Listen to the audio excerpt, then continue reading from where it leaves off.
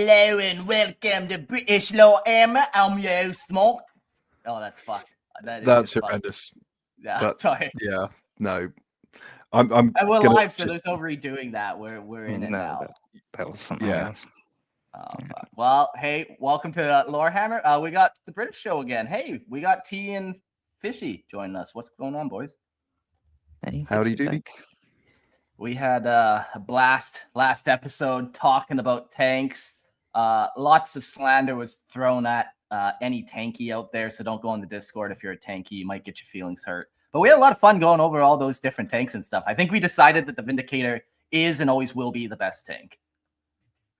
Absolutely. Yeah, I think that's pretty solid. Yeah, that sums up that episode, yeah. Just three guys gushing about a Vindicator. Just a blob of armor and a big gun. What else? What more do you want? What do you need? Yeah, it's got tracks. Do you want some tank with your gun? Right. To be fair, my biggest learning thing from that was, do you want some tank with your ammo for the Vindicator? Yeah. 800 rounds. 800 rounds. That's so funny. Yeah, I'm sure we'll run into some more of those kind of problems. In this episode, we're doing another Astartes Armoury.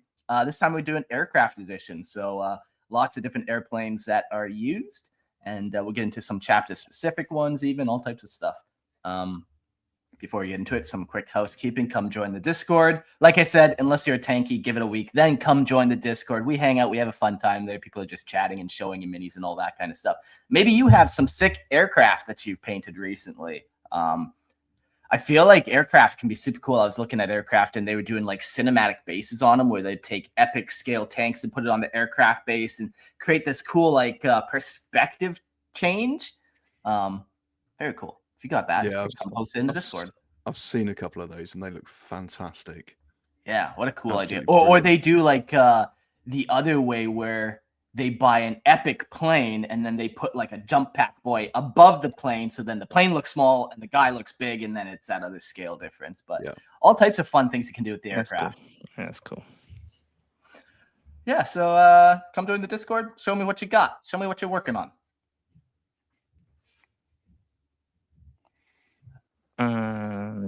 Join the Patreon as well. Join the Imperial Tithe. Be part of the show. That's how me and Fishy ended up here. It's the best way to get involved if you're interested in taking part. You can get an ad-free version of the show for just $2.50 or £2 English money probably. About £2. Yeah, and a live stream version, which just don't give me that Canadian money. It's like you'd have to give me like $100. It's like, yeah, I got $1 Canadian dollarino now, or $1 US dollarino. It's not looking plastic. Good. Yeah, it's plastic money. It's all fake up there for sure. It's just give me USD. It's all good. And the live stream that we're obviously on now, $5. Bargain. Yeah, good times. And then speaking of the live stream, obviously, as TJ said, $5 you get access to this fantastic live stream. You can be in the chat room during the show. You can chat to us whilst we're talking about different subjects, ask questions. We'll try and answer them if I know I'm terrible for it, if we see them. And at the end, we try, if the episode is quick enough, try and have a calling guest at the end of the episode, have a chat with us, talk lore, talk what you're doing, talk about life, your bowel movements, whatever. We will talk about it. We're not picky. No. I mean, you can't be on here. We're going to spend 2 hours talking about Warhammer, so we can't be that picky. Well, yeah, no, it's like the bowel movement thing. It's like, so we're talking Nurgle. Excellent. Yeah. I'm in. Cool. Yeah, well, we got a fun episode. Aircraft today. We're going to be covering the Stormhawk Interceptor, the Storm Talon Gunship, the Stormraven Gunship, the Storm Eagle Assault Gunship, the Thunderhawk Gunship, its various different Thunderhawk variants, the Caestus Assault Ram, the Xiphon. We had a theme and then it kind of broke down real quick. The Land Speed of Tempest. There was definitely a strong theme running through. It's got Tempest in the name. It's got Tempest. I guess that's a storm. Sure. Okay. Yeah, it's funny, the naming variation. Stormhawk, Storm Talon, Storm Raven, Storm Eagle, Thunderhawk. Fuck. They're pretty cool though. Like that, you can't argue that they're not cool names. Yeah, they're perfect, man. Yeah, the planes themselves, they have a great kind of like silhouette. All of them, they're all just fucking bricks, man. Just these flying bricks that you put enough engine on it, and you can make anything fly. I think is their kind of logic when it comes to them. Yeah. Except for Plus, this, if you think about it, like alien planets, the atmosphere is going to be different. Gravity will be different. It might fly nicely. just supercharge your engine, and then hopefully you can make it anywhere. Yeah, cool. I guess a couple chapter specific ones. Corvus Blackstar, Space Wolves have a couple, Dark Angels have a couple. Yeah, let's get into it. I think let's talk about flying aircraft. Yeah, so Astartes aircraft. Adeptus Astartes aircraft are forged for orbital war, delivering overwhelming firepower, rapid redeployment, and air superiority during planetary assaults. Built for brutal versatility, each craft can shift between interception, strike support, escort, and close air attack without loss of lethality. Heavily armored hulls, redundant systems, and advanced countermeasures allow them to withstand intense anti-air fire whilst maintaining relentless pressure. Pretty cool. It seems like a very similar theme to their armor. They just need to keep going. Yeah. Yeah, no, they just need to keep moving, keep up the pressure, no matter what is thrown at them. They need to keep driving. One thing though that I thought about this when we had the show announced that this was what we were going to do, is that reading the books, they don't really feature.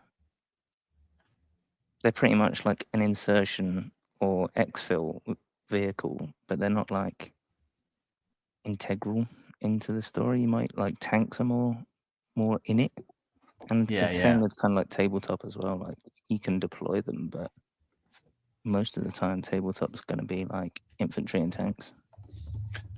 Yeah, I mean, when we're talking tabletop, certainly the last couple of editions, flyers have been next to useless. Yeah. Apart from Valkyries flying low level with Catachans because Space Vietnam is cool.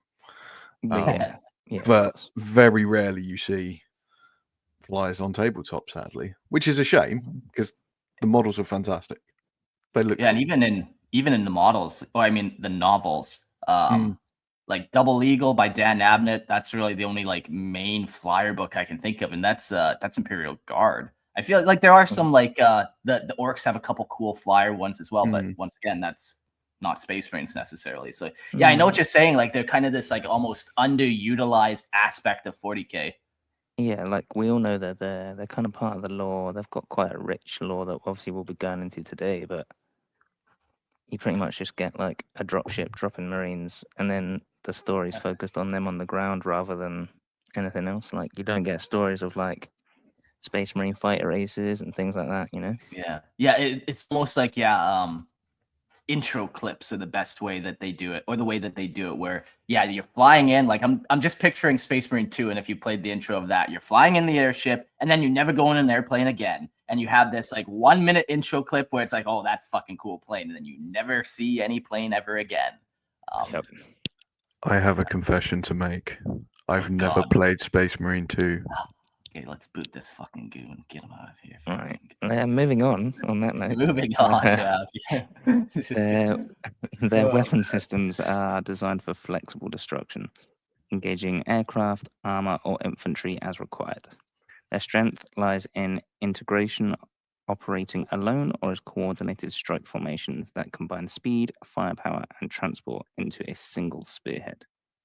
In Astartes' doctrine, control of the skies is not separate from war on the ground, but the decisive opening blow that shapes the entire engagement.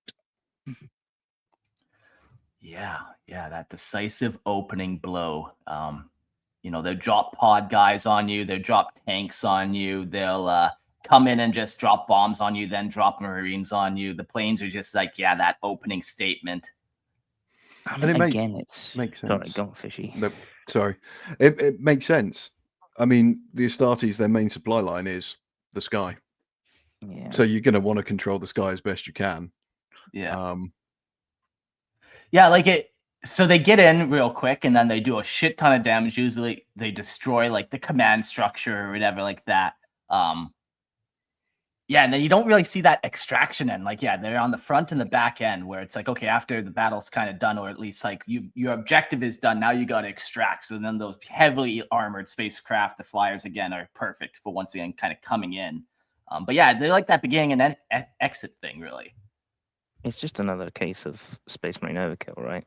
Like orbital bombardment followed by strafing runs and bombing runs, followed by Space Astartes, a super soldier assault, supported by tanks and artillery support. Like,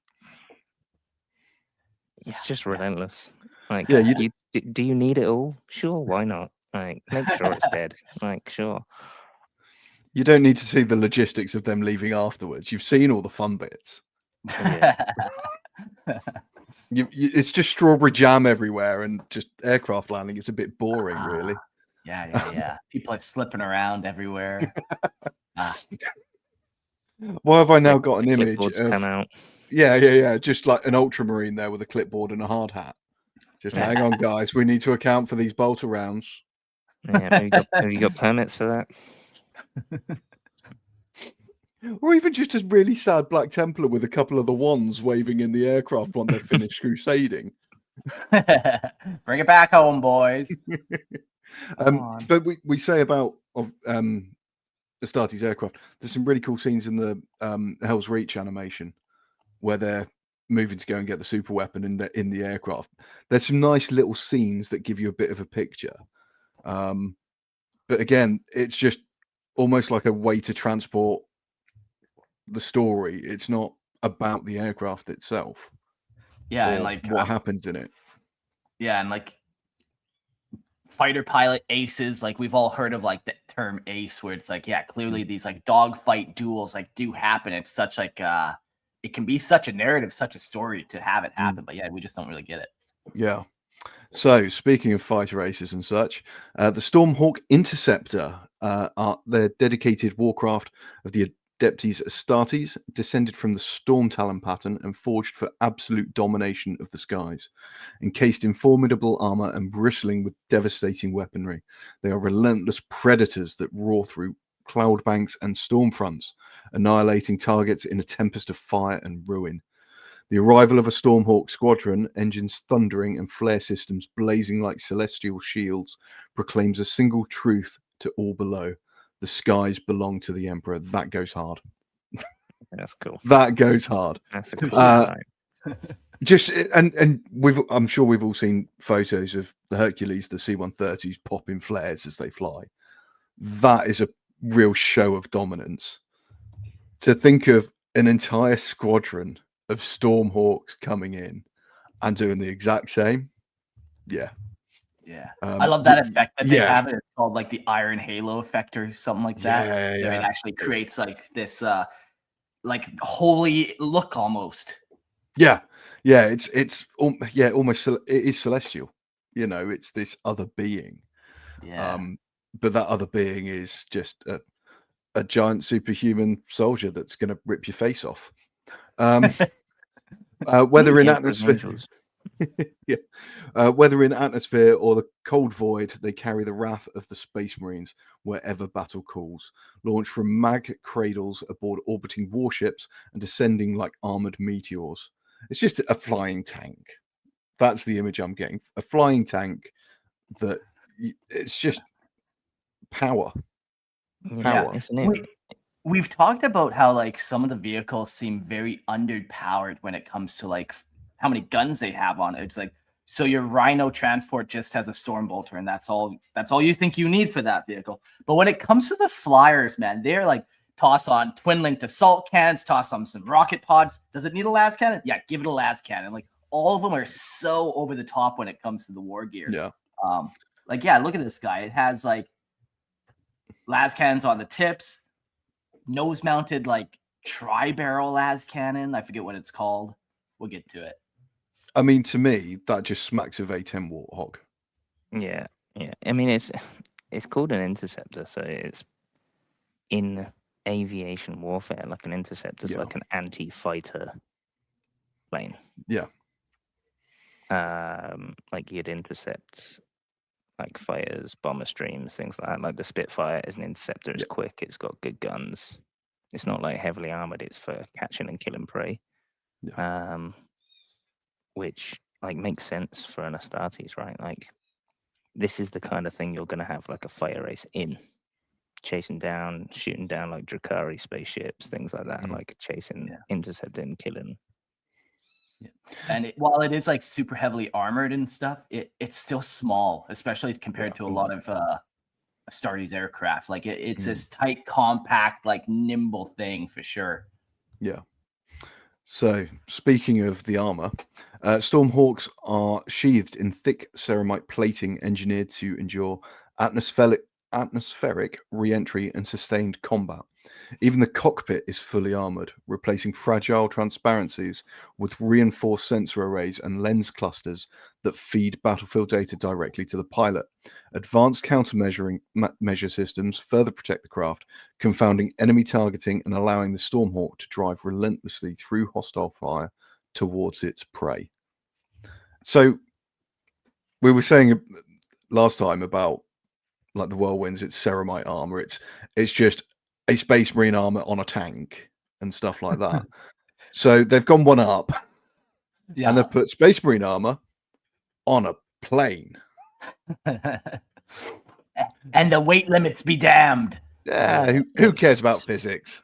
It's the same as like the tanks and helmets as well, right? Like they don't have windows or like actual physical viewpoints. It's all like just wired straight into their brains.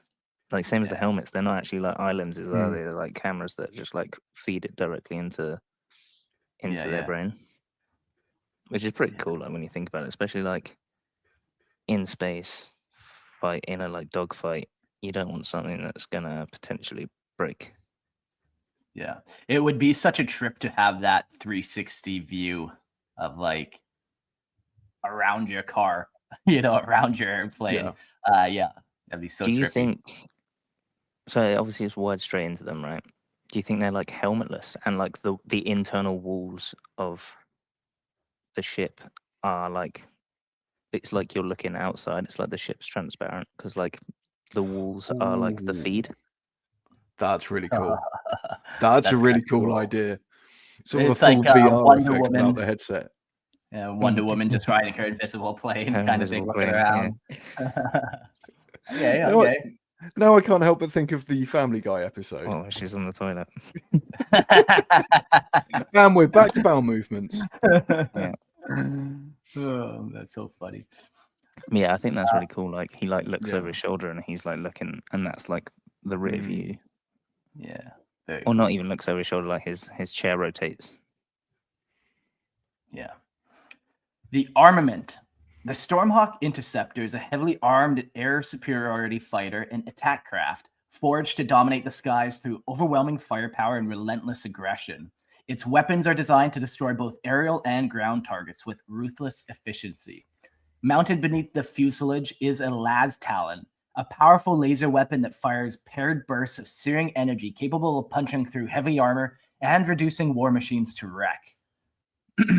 The craft is also armed with twin-linked assault cannons beneath the wingtips, tearing through aircraft and infantry with sustained fire. Beneath the winged-mounted engines and fuselage sit twin-linked heavy bolters. There's just guns on guns. I didn't see the heavy bolters. I didn't even see them.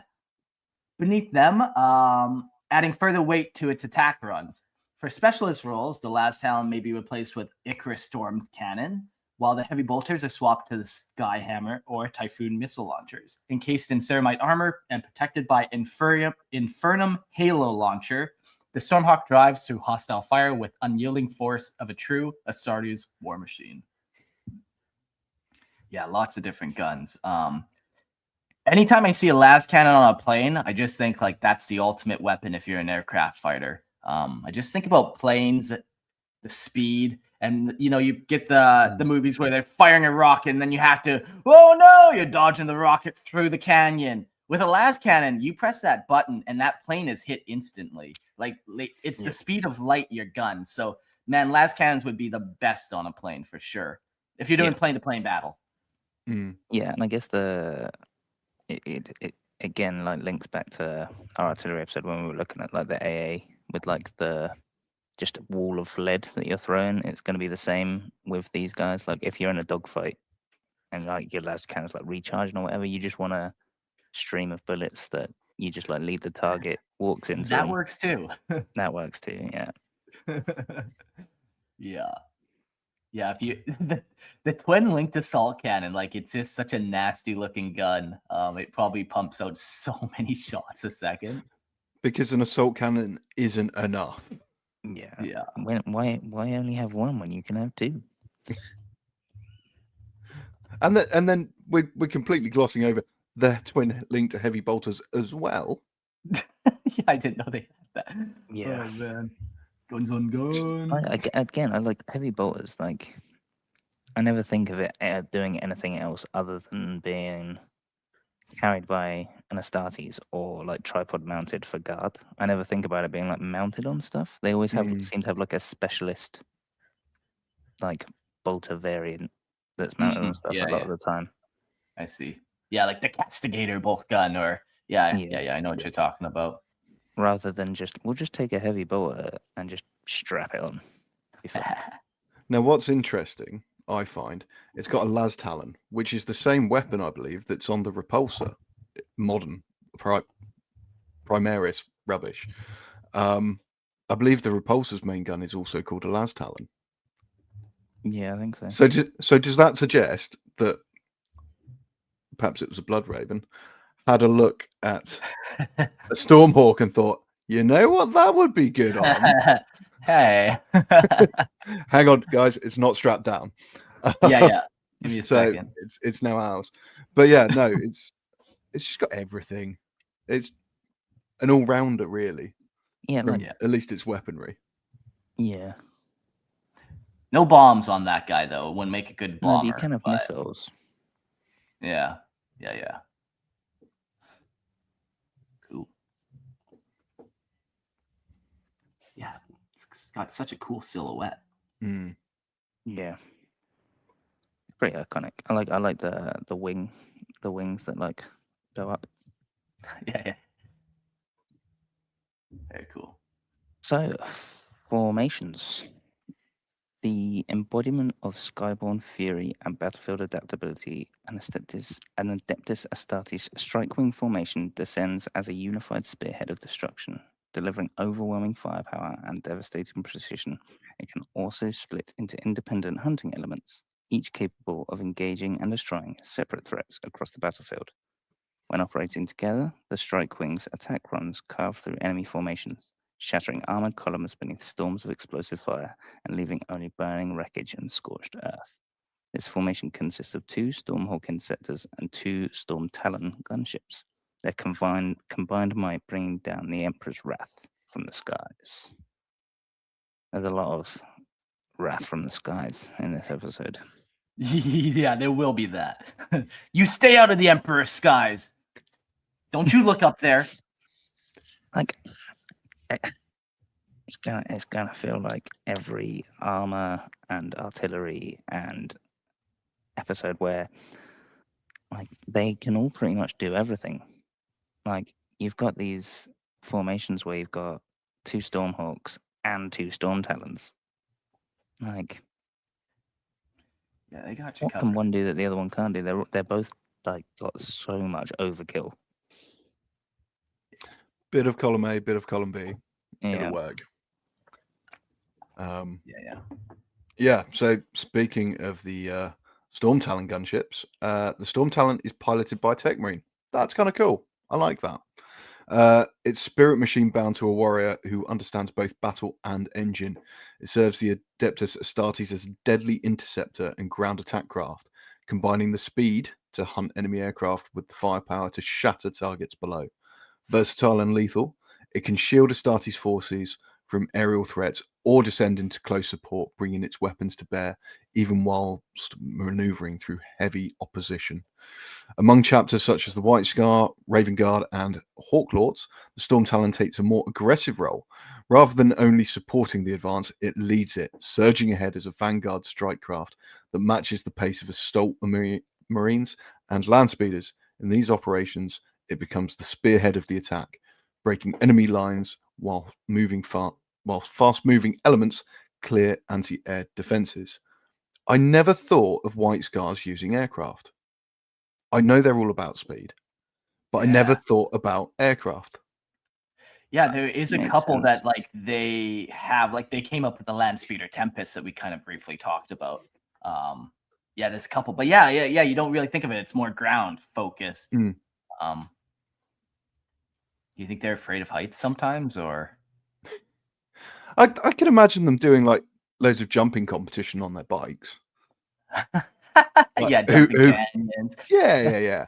I can imagine them doing that. So I don't think it's a heights thing. But I don't know. Perhaps they don't like being enclosed. No, I think they like being free. I guess, yeah. Bikes like atmospheric. Like, can't some of their bikes like do void warfare? I guess like the jet bikes, yeah. Which is effectively like could be smaller, more nimble versions of this, right? Like weaving in and out and yeah, and you'd have so many of them, it would almost be like a swarm of little jet bikes as opposed to like 1 or 2 ships. It'd be fun. The armament of the Talon gunship carries a formidable arsenal of its size, delivering heavy firepower from compact but heavily armored frame. Its standard armament consists of a turret-mounted pair of twin-linked assault cannons in the nose, supported by twin-linked heavy bolters along the fuselage. Together, these weapons tear through infantry, light vehicles, and enemy aircraft with equal ferocity. The heavy bolters may be replaced with twin-linked las cannons for armored targets, Skyhammer missile launchers for sustained bombardment, or Typhoon missile launchers for long-range strikes. Encased in reinforced ceramite plating, the Storm Talon can endure punishing fire and continue its attack without hesitation. Records of the Storm Talon deployed among specialist chapters such as the Grey Knights, Blood Angels, and Dark Angels remain incomplete, known only to their own armories and forge masters. Likewise, the full extent of additional modifications and enhancements remains unrecorded with Imperial archives. One thing I feel like I've been changing a lot over the years with my like way I view 40K is how flexible their technology actually is. And like how much actual variety there actually is in the galaxy. Like, yeah, it's a big place. Yeah, you're gonna have like infinite vehicles, but for a while there, like when you come in the game and you're like, no, 3rd edition, 4th edition, they only had rhinos, so we only have rhinos. It felt very dug in and very like, this is what we have, everyone's using it, like we don't need anything else. But yeah, it seems like not only have I kind of opened up to the idea, but 40K as well, the writers kind of opened up the idea there is more vehicles out there. You can do custom vehicles. Maybe the White Scars, yeah, they don't like the las cannons on them for some reason. They don't like rockets or whatever. They come up with their own variant. They don't want the cockpit to be armored. They want it open so the wind can blow through their hair. Like different little variants. It's there's some more tweaking than I thought originally. Yeah, there's a lot more kind of like individuality and custom stuff as well. Like again, like you were saying, when it was just rhinos, everyone had rhinos. Astartes had rhinos. Imperial Guard had rhinos. Like the Sisters Sororitas had it rhinos. just seems like the galaxy was built on rhinos, you know? Yeah. But now everyone's got different vehicles and they've all got a specific purpose. They're all doing this. They're all doing that. Each chapter has even got their own variant on like standard patterns. Yeah. And it's still being left open-ended as well. You know, it's still saying there's incomplete archives. We haven't recorded everything. So there could be more. So if you want to make a really cool variant, you want to slap a few, I don't know, borrow some Krieg artillery pieces and slap them on the bottom. You know, do what you want. Which I think want really my Sky Talon to have an Earthshaker cannon. Then why not? A Sky Vindicator, right? Sky Vindicator. Now we're talking.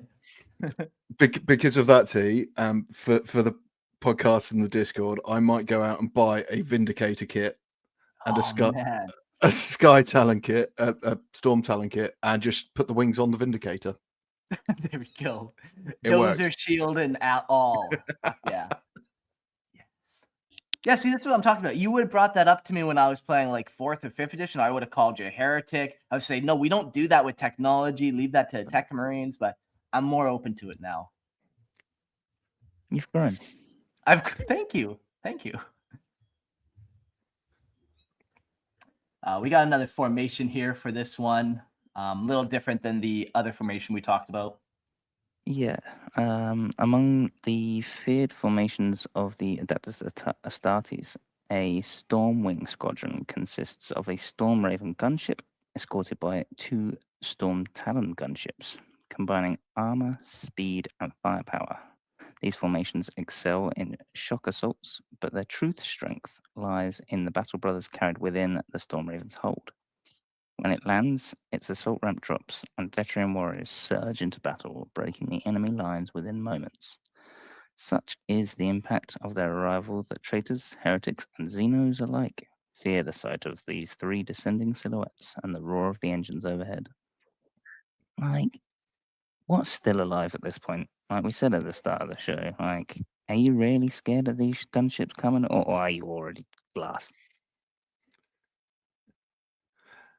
I mean, it depends how many there are on planet side, really. Yeah.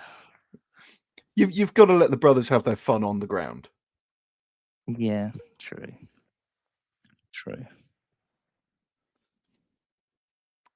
So, speaking of the Stormraven, the Stormraven gunship is a formidable warcraft, common within many Space Marine chapters, combining assault transport, gunship, and strikecraft roles in a single armored frame.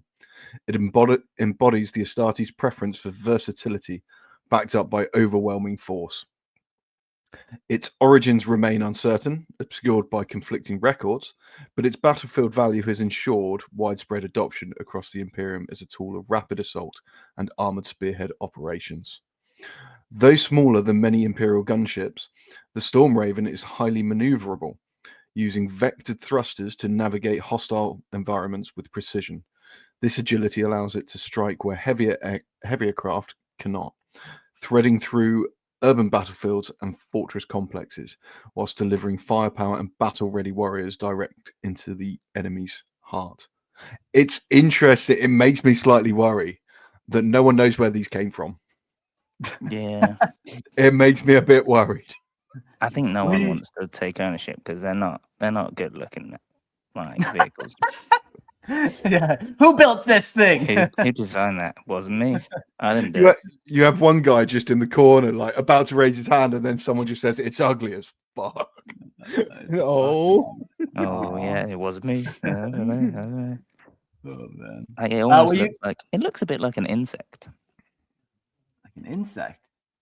Yeah, like you've got like the body and then like the wings coming off the back of it because they're like insects are very like heavy with small wings. Oh, I suppose. Yeah. Sort of dragonfly-esque, isn't it? Or like a bee, the big head, or a bit. Yeah. Well, bumblebees physically shouldn't fly.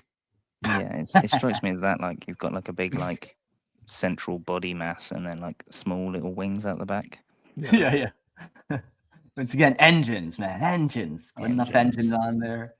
I mean, how many Marines is that thing meant to carry? It doesn't look like it's going to carry lots. I think it's 37. 37. A chapter. Yeah. I think it's like 10 to 15, somewhere in there. I forget exactly. We'll get to it eventually here. Yeah. But the other thing it carries is a dreadnought, though. That makes sense because that space at the back under the wings, you could probably like have it hooked up and just like drop it in. Yeah, we'll tell how it does it and stuff when we get to that part. But yeah, it carries a dreadnought. Were you guys playing the game when this thing came out? Because there's this like odd time period there where it had rules, had lore, but we had no idea what it looked like. So people are like building them out of Land Raiders and shit. Like they're like, how did we slap a dreadnought on this thing? It's the magic of 40k though. We'll come up with this concept. We'll throw rules out there. Yeah. We're doing nothing with them. Yeah. Or it's the other way. Look at this amazing model. I mean, I'm going to pull this out. Malcador Infernus, stunning model for 30k. Can I use it in 40? Of course not. because that makes sense. Aren't they You- bringing some of the 30k stuff into 40k in 11th? I sincerely hope so. Don't get my hopes up like this, That's what T. I've I heard. will cry. That's what I I've will heard. cry. Yeah, bringing all the Primarchs back, all of it. Get all your 30k Even, stuff. yeah, they're bringing all of them back, including the two that were lost. All of All them. the big ones. Yeah. Did we stutter? Yeah. Well, that sounds fun. What a bright and optimistic future we get to look forward to. I love it. The armament of the Stormraven is a heavily armored assault gunship whose firepower rivals many Imperial battle tanks, encased in ceramite plating and bristling with weapons. It has earned a reputation as a flying fortress, delivering armored spearhead firepower from the skies.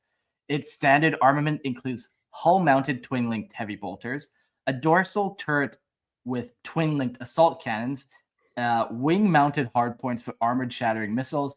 Additional systems can be mounted along the fuselage. Increasing its already formidable firepower, configurations allow it to fulfill anti-armor, anti-aircraft, or siege roles, ensuring effectiveness on any foe.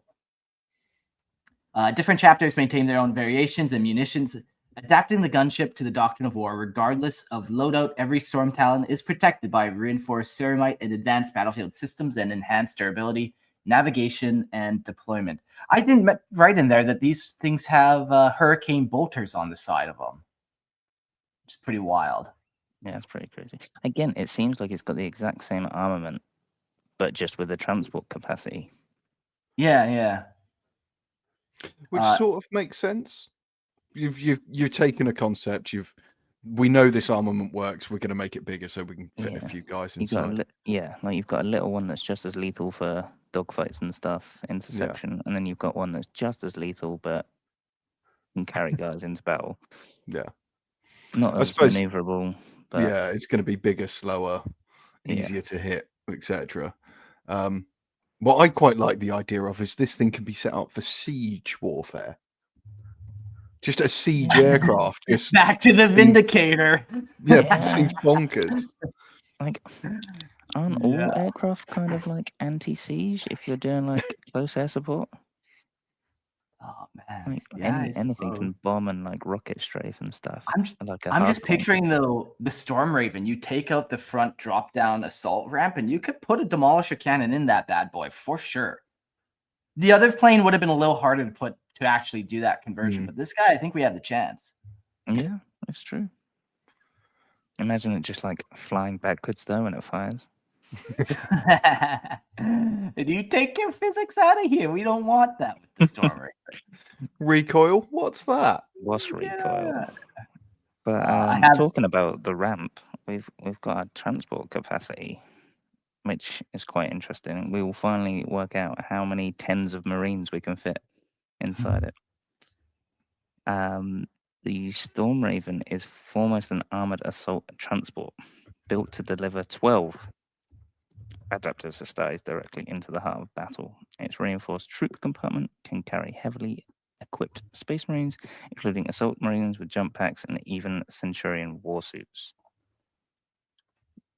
12 feels reasonable, but then you've got the question of how many Centurions? I think they count as 3 typically, so you could have 4 in there. Yeah, which again feels quite crazy. No, you're out, like, are they just like crammed in sardines? Because whenever you see like transports, there's a lot of space. They're all in like their like cradles on the sides.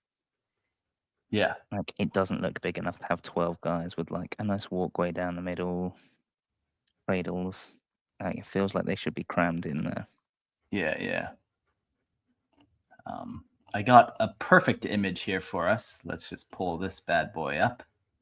How do we like it? Yeah, nice. I like that. Yeah. I think that's what we need. Maybe the gun's a little too long. Maybe that's a little aggressive. Or maybe you can spear enemy aircraft on it. Size matters. As we can see, its transport capacity extends beyond infantry. With cargo grapples as well, allowing it to carry a dreadnought into combat. This mix of troop transport, heavy lift capability, and endurance makes the Stormraven one of the most versatile deployment craft in the Astartes service. But You were wait, talking there's about more. like the transport capacity and it looking pretty small and tight and stuff. There was a bunch of third-party kits, like Chapter House Studios made like a third-party extender. I don't think this one's it right here on the image. That one looks like that's made of plastic card. But people were extending this guy 3 inches longer, and then it kind of really looked like it could hold 12 Marines. Yeah, I like think some of that- the. Go on, T. I was just going to say some of the other aircraft that we get later, like they look like they can hold more. Yeah. Yeah, like the Thunderhawk. Yeah, you tell me 40 guys go in there. I'm like, yeah, that's $1,000 model. 40 guys better fucking go in there. Because so's my pension. Because Yeah. But I mean, I think for me, like with the Astartes aircraft, generally the theme that I'm not a huge fan of their aesthetic. Might be upsetting. It's that very front heavy, and then sort of the tail, the wings, the engines are sort of an afterthought. They just follow on. Oh, we need to make this fly. Oh, yeah. Oh, well, I suppose we'll weld those on there then. Oh, you said aircraft, not tank. 1 second. Yeah. Perhaps this is take the tracks off. Stick some wings on it. These are the failed alternatives to the Rhino. Yeah. Yeah. I love it though. But yeah, they're cool. I'm not going to gripe on them too much. Their aesthetic isn't for me. Yeah, there are some aircraft in this episode that are very much my thing. I absolutely adore. I think they look cool. But yeah, the smaller standard Astartes ones aren't. They don't get my goat. No, They don't get my goat. No, We'll get you I'm there, with you. Yeah. I'm with you. We'll get both of you there. Just wait. There's still time. But on brand, whether delivering elite strike forces or armored walkers, as all of these aircraft, it serves as a relentless spearhead carrying the Emperor's warriors through fire and ruin before unleashing them on the enemy. We have more Emperor's justice from above. Everyone. Hell yeah. And we're going through the fire and the ruins to kill the enemy. Yes. And we're So not that's just doing what- it with guns this time. So hang on, I've just realized the whole sequencing thing. You get the orbital bombardment, you get the aerial attacks. It's just to create the fire and ruins for the Astartes to appear looking like the cool guys. It's just Yeah, yeah, aesthetic. Right, yeah. We not a re-rolled, single enemy. Dice in Urban Battleground. So if we just make them all urban destroyed hellscapes, Like set out their Very slow-mo more, though. cameras. Then we don't have to microwave our dice. then we Winning. don't. One thing we never really mentioned about this craft, that top turret on it that like swivels around. It doesn't do a full 360. It probably is like missing 90 degrees on the back end of rotation, but still pretty cool. Yeah, and you can imagine that guy being slightly defensive, but actually almost like a separate gunner engaging maybe softer targets if you're doing ground passes. Sure. You Or know, like, sort of see that. or like defense, like close defense. Like again, like you had like World War II bombers that have like the rotating turrets to like give themselves like their defense turret. We And- got a couple Astartes craft that have those like ball turrets on the side that is so cool that you like sit in and you're like, yeah, fucking tight. And of course, you know, it is known as the Flying Fortress. Little, very clear throwback to World War II with the B-17. So formations of the Stormraven, a Storm Wing Squadron, as discussed above, is a Stormraven and 2 Storm Talon escorts. They deliver veteran battle brothers directly into the heart of battle with such speed and violence that traitors, heretics, and Xenos alike have learned to fear the thunderous roar of its approach. I mean, if enemies have been fighting you for a while, they're going to know the sound of your engines. Yeah. And they're going to know your silhouettes. I mean, to a point where serving military, you genuinely learn silhouettes because you need to know the enemy. You can report back, blah, blah, blah. If you recognize what these aircraft are and what they contain, most importantly, you're probably not going to be in for a good day. The problem is you only hear it one time. Mm. You know, you're not hearing that aircraft sound twice. Also, is it like a really distinctive sound? Again, like back to like World War II with like Stukas and things Yeah. with like the sound, like the something of Jericho or like the Jericho's. Oh yeah, something was what it was called. trumpets of Jericho. Yeah. Yeah, that's it. They like had it like installed, so when it did its dive, it made like that like distinctive like screeching Yeah. roar as it Oh, like made cool. its attack dive. So is it something like that where it's like you hear it coming, like it's like this frightening sure there- sound? I'm sure like there a must be choir. chapters that lean into it as Mm. well. Like just start playing Ride of the Valkyries as they turn up. Yeah. Just real I mean, throwback. That's definitely some Templar behavior. Oh bit no, of Templars Wagner. would just be like monastic chanting as it turns up, slowly getting louder over the horizon. Yeah. No, that's when the Stormraven like drops. Oh yeah. Like beforehand, it's like Fly the Valkyries, bit of like Teutonic Mm. Wagner, and then the Stormraven drops. It all goes silent, and you just hear the chanting. Somebody put that into an AI song generator. Very cool. Our next ship is the Storm Eagle Gunship. So very similar to the last one in design. If you're looking at the screen, this one is bigger. It just looks like it's more extended. You know, a little longer and stuff. A little more like it could fly. It looks nicer. Like it doesn't have that weird like bulbous bit and small wings. It like looks a bit sleeker. Yeah. Yeah, a little more sleek. Yeah, it's just that weird transport capacity with the dreadnought on the last one creates that odd silhouette. But yeah, this one's pretty cool. Fire Raptor, or the Storm Eagle Assault Gunship. The Storm Eagle traces its origins to the Great Crusade, created as a heavily armed assault craft to carry Space Marines into battle alongside the larger war machines of the Legiones Astartes. It was designed to deliver troops directly into combat, while providing the firepower needed to break enemy resistance on arrival. The Storm Eagles embody Astartes' mobility doctrine, combining transport capacity, resilience, and weaponry in a single armored hull. It can carry 20 Space Marines in the heart of an assault, serving as both transport and gunship while driving through hostile fire. Though its origins are obscured by time, it remains a respected design with service stretching back thousands of years. In recent centuries, Storm Eagle's numbers have increased, particularly among chapters with strong ties to the Adeptus Mechanicus. While never as widespread as newer patterns, it continues to earn its place through durability, versatility, and long service in the Imperium's wars. Yeah. Is it like continuation in service due to its respected design, or the fact that it's heresy to do anything else? Yeah. This one's good enough. Service by a lack of choice. Yeah, like you take what you're given, or else we burn you. I mean, it's very much the principle on which the Black Templars accepted Primaris. Yeah, that's fair.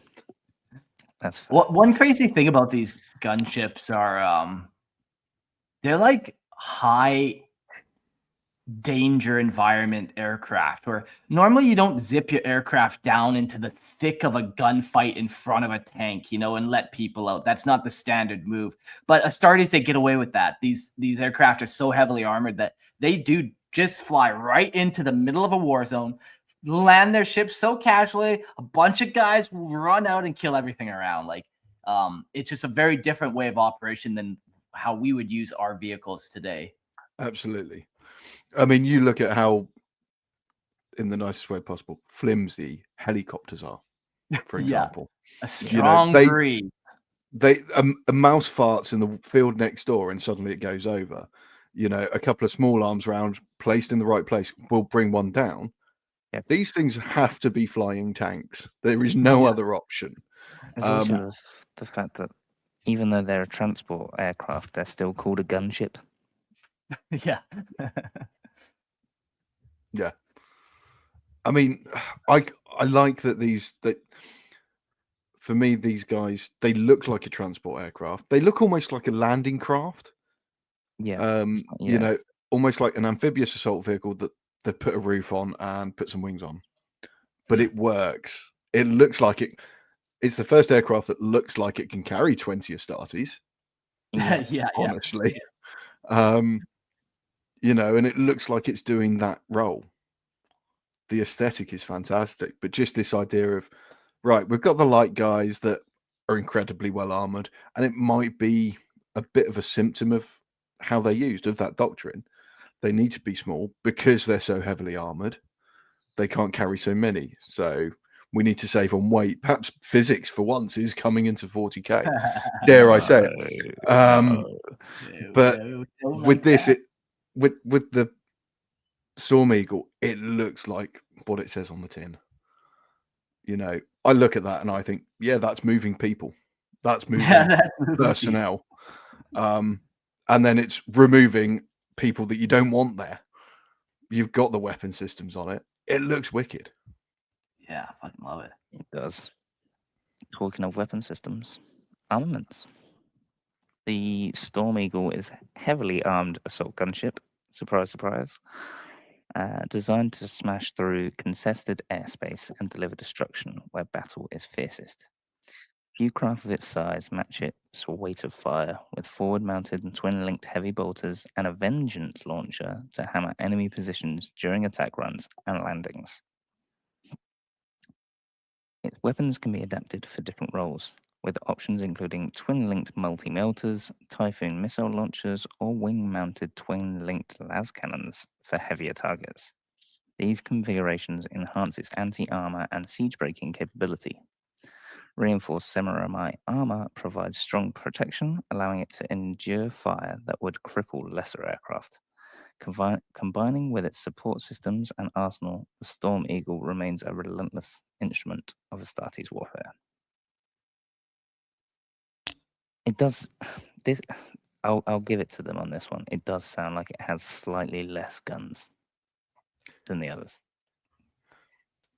Slightly less, yeah. Slightly less. Like it's got some wing mounted stuff, a little bit of like underbarrel, but it's not just a floating arsenal. Can I just ask, how close are they getting with this thing to need multi-melters? Yeah, okay. Hey, that's a great question you just asked. What are the physics of that when you're flying 10,000 miles and you shoot a heat gun that doesn't go that fast and you melt the own front end of your ship? Then what? You catch up with it. Perhaps they've only done it the once. Yeah, that's why it's not standard pattern. The multi-melters does sort of speak to that. I'm landing in this firefight. Yeah. Nothing's going to get in the way. Yeah. I'm going to put these guys right next to this heretical tank because then I can shoot the tank. Well, it depends where they're mounted, right? Are they on like wing mounted or are they like under the nose? They could be pointing down. Yeah, or are they on like the sides like a door gunner? The melters are nose mounted on the front there. But right, that makes more sense to me. So you could probably like hover, melt something, and then let the guys insert in that hole. Yeah. I mean, they could be incredibly polite and just like tap on the Commander Cupola, let the guy come up, and then just melt his face. Works every time. I don't know why they always respond this way, but works every time. So we discussed. It looks like a transport, looks like a landing craft. So the Storm Eagle's spacious troop bay, so we're not all crammed in like sardines this time. It's spacious. Can carry up to 20 Space Marines, allowing it to deliver a substantial fighting force directly into the heart of a battle. Its reinforced interior accommodates heavily equipped warriors and their war gear without compromising operational effectiveness. I think that's the first time they've actually considered having guys inside this gunship might impede the crew's ability to work it. And they've armored the interior as well, which is always great for a transport, trying to look after the guys inside. But 20 Space Marines in one go. Let's be real, that's a hell of a force. I know 40k we're massively in heresy and stuff. the numbers are blown out of proportion. Realistically, a standard human being is never going to see an Astartes. Yeah. To have 20 in one vehicle. Like, this could be It's enough of a mega. force to take over a planet. You know, it Ex- shows up, wipes out the biggest military, and says, "Anyone else?" It's just big dick energy. Yeah. This exceptional transport capacity makes the Storm Eagle an ideal vessel for spearheading assaults and rapidly deploying Astartes forces across the battlefield. If you're putting 20 down in one go, you might not need the rest of the spear. Let's be honest. Like, Yeah. that's enough to take like a planet, right? Isn't it? Can you do it with like a squad? Yeah, for sure. Like, that 20 guys, depending on the planet, might just do it. Like, look at this one. It's got like a plow on the front. It's almost like their void craft. Very fun. That's cool. That's cool. I like the Aquila on the front as well. That's cool. Yeah, very cool.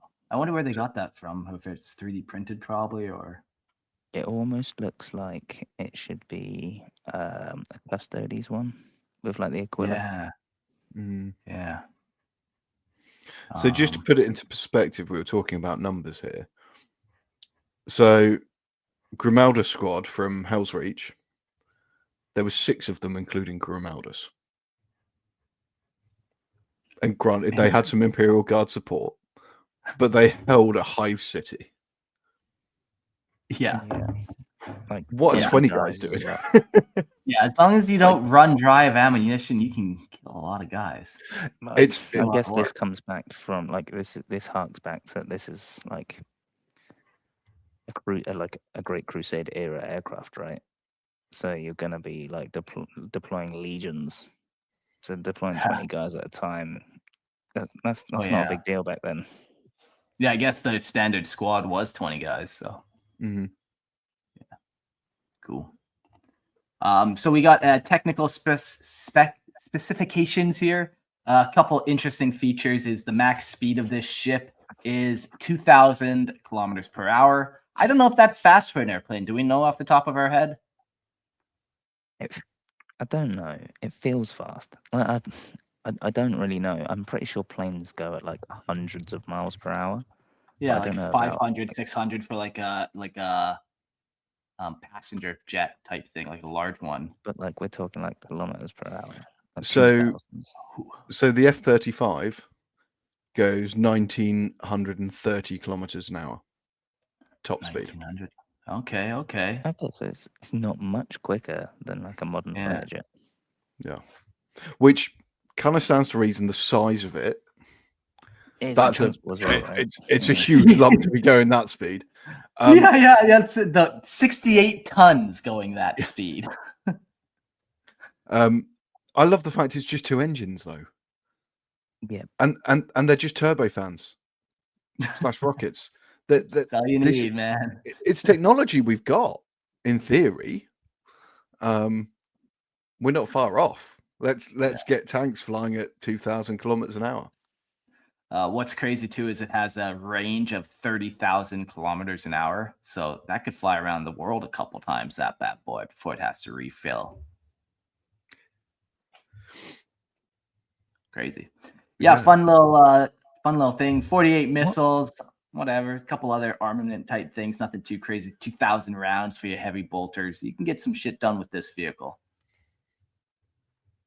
And it's only 20 millimeters less armored than the Rhino chassis. It's 45 millimeters of armor. Okay, nice. On an aircraft. You know, feels you don't like want it's it to not go got a lot of down. rounds. Like compared to the age-old debate we've had about like ammunition capacities, its ammunition capacities are actually quite low. T, when you say low, you mean realistic. Not even low, like 2,000 rounds of like twin-linked heavy bolter ammo on a plane. Go quick, probably. Yeah. Like They put too much room for fuel in it, you know, not enough ammo. Like that's gonna be like on a twin-linked heavy bolter. That's gonna be what?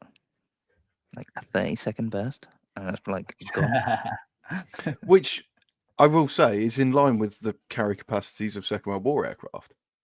Yeah, It's not far off, but equally, that's this is the 41st millennia. yeah. It can fly. It can fly 2,000 can kilometers an hour fly. for 30,000 kilometers, but it can only fly for 30 seconds. That's all it needs, okay? Yeah. Then The you rest of the fly time- back to your base real quick and you refill and you fly right back. Yeah, if your base is only like 100 miles away, like Perfect. no time. Yeah. You actually spend more time reloading than you do killing. Yeah. This ship does have a few different variants, which is nice. We love our variants. Yeah, it's highly versatile warcraft with numerous variants and weapon configurations, allowing it to fulfill roles ranging from armored assault transport and gunship support to siege breaking and heavy strike operations. I guess again, like it's got that big frame, big chassis. You can put different stuff on it. Like we were saying again, like some of the lighter craft, you couldn't put that bigger gun on it. Because it's like it's not big enough. It's too heavy. The recoil is going to affect its like aerodynamics, but this is going to be able to kind of take a lot more load. Yeah. Like, for example, the first ship we have is the Fire Raptor gunship, and the gun on the front of that is like a twin-link Castigator bolt gun, just two massive Gatling cannons on the front. So, yeah, you wouldn't be able to mount that on anything small. It just not only the size of the gun, but also that one really does require shit ton of ammunition. Yeah. It's really an A10 Warthog. Like, oh yeah, 40k. Yeah. Yeah. Guns go brrr. Yeah. It's actually most effective by the hot casings falling from the guns and just burning the guys below. Also, it's like bolter shells, right? So that's like the size of a baby's forearm. Melting your skin. I've now got some like Black Legions just going, oh, ow. One falls down the back of his power armor. No. That's the worst. Those who have served will know exactly. They've all been on ranges. You've all had it done to you. So the Fire Raptor. The Fire Raptor gunship is a heavily armed my word is not wording. Variety, I'm going to say. The Storm Eagle, first unleashed by the Legions Astartes during the Great Crusade, sacrificing transport capacity for ammunition reserves. It was designed to sustain overwhelming fire support during planetary assaults and major offenses. Where the Storm Eagle carried warriors, the Fire Raptor carries destruction. Its internal space is devoted to weapon systems, turning it into a flying gun platform that saturates battlefields with continuous fire. It often marks the opening of an Astartes assault, clearing landing zones and hammering enemy strongpoints. Over time, it became increasingly rare, with many lost to war or decay. Though recent centuries have seen renewed sightings across the Imperium, some of the oldest examples still date to the Great Crusade, revered as ancient relics committed only to the most critical battles. Yeah, I mean, you're going to look after this. Sorry. Yeah. I would never get on a 10,000-year-old plane. No. It's just me, though, I think. But it seems crazy. Like, it feels like, I know we've discussed it before on some of the other episodes, it feels like adapting a variant shouldn't be as hard as it seems like it is. Like retrofitting some extra guns on it and like just taking the seats out and putting ammo racks in it. It feels like that's not tricky. Heresy, sure, maybe, but it's not hard. But they've gone, no, we can't do it. What you've got has to last you forever. But what if the machine spirit of your Storm Eagle is telling you that it actually identifies as a Fire Raptor? Well, is it still heresy? I think we have to confirm confirm it, and let it be a Fire Raptor. Re-augmentation. We're gonna have to cut off its assault ramp and replace it with assault cannons. Castigators. A pair of castigators. I regret nothing. I'm just saying that. Um, But Yeah. I love this idea of it's kind of like the Huey in a respect in how that evolved. It started off as a supply and transport aircraft that they chucked a couple of door gunners on because they needed a bit of armament to help suppress when they land. And then they built things. I mean, the Cobra is a Huey chassis. Try HUEY or UH1. So you do get that now. You see it moving from this troop capacity. You've got medical versions, and then you see ones with missile pods on the side, or gun pods or bombs. Sure. You see all these different evolutions, and it's kind of what's happening with the Storm Eagle. But then once it's served that task, what do you do? Do you keep it as the gunship, or do you go back to being a transport? I suppose it depends on the unit and the application. Yeah. Yeah, How I guess converted it is. different chapters are going to have a preference, I guess, right? Yeah.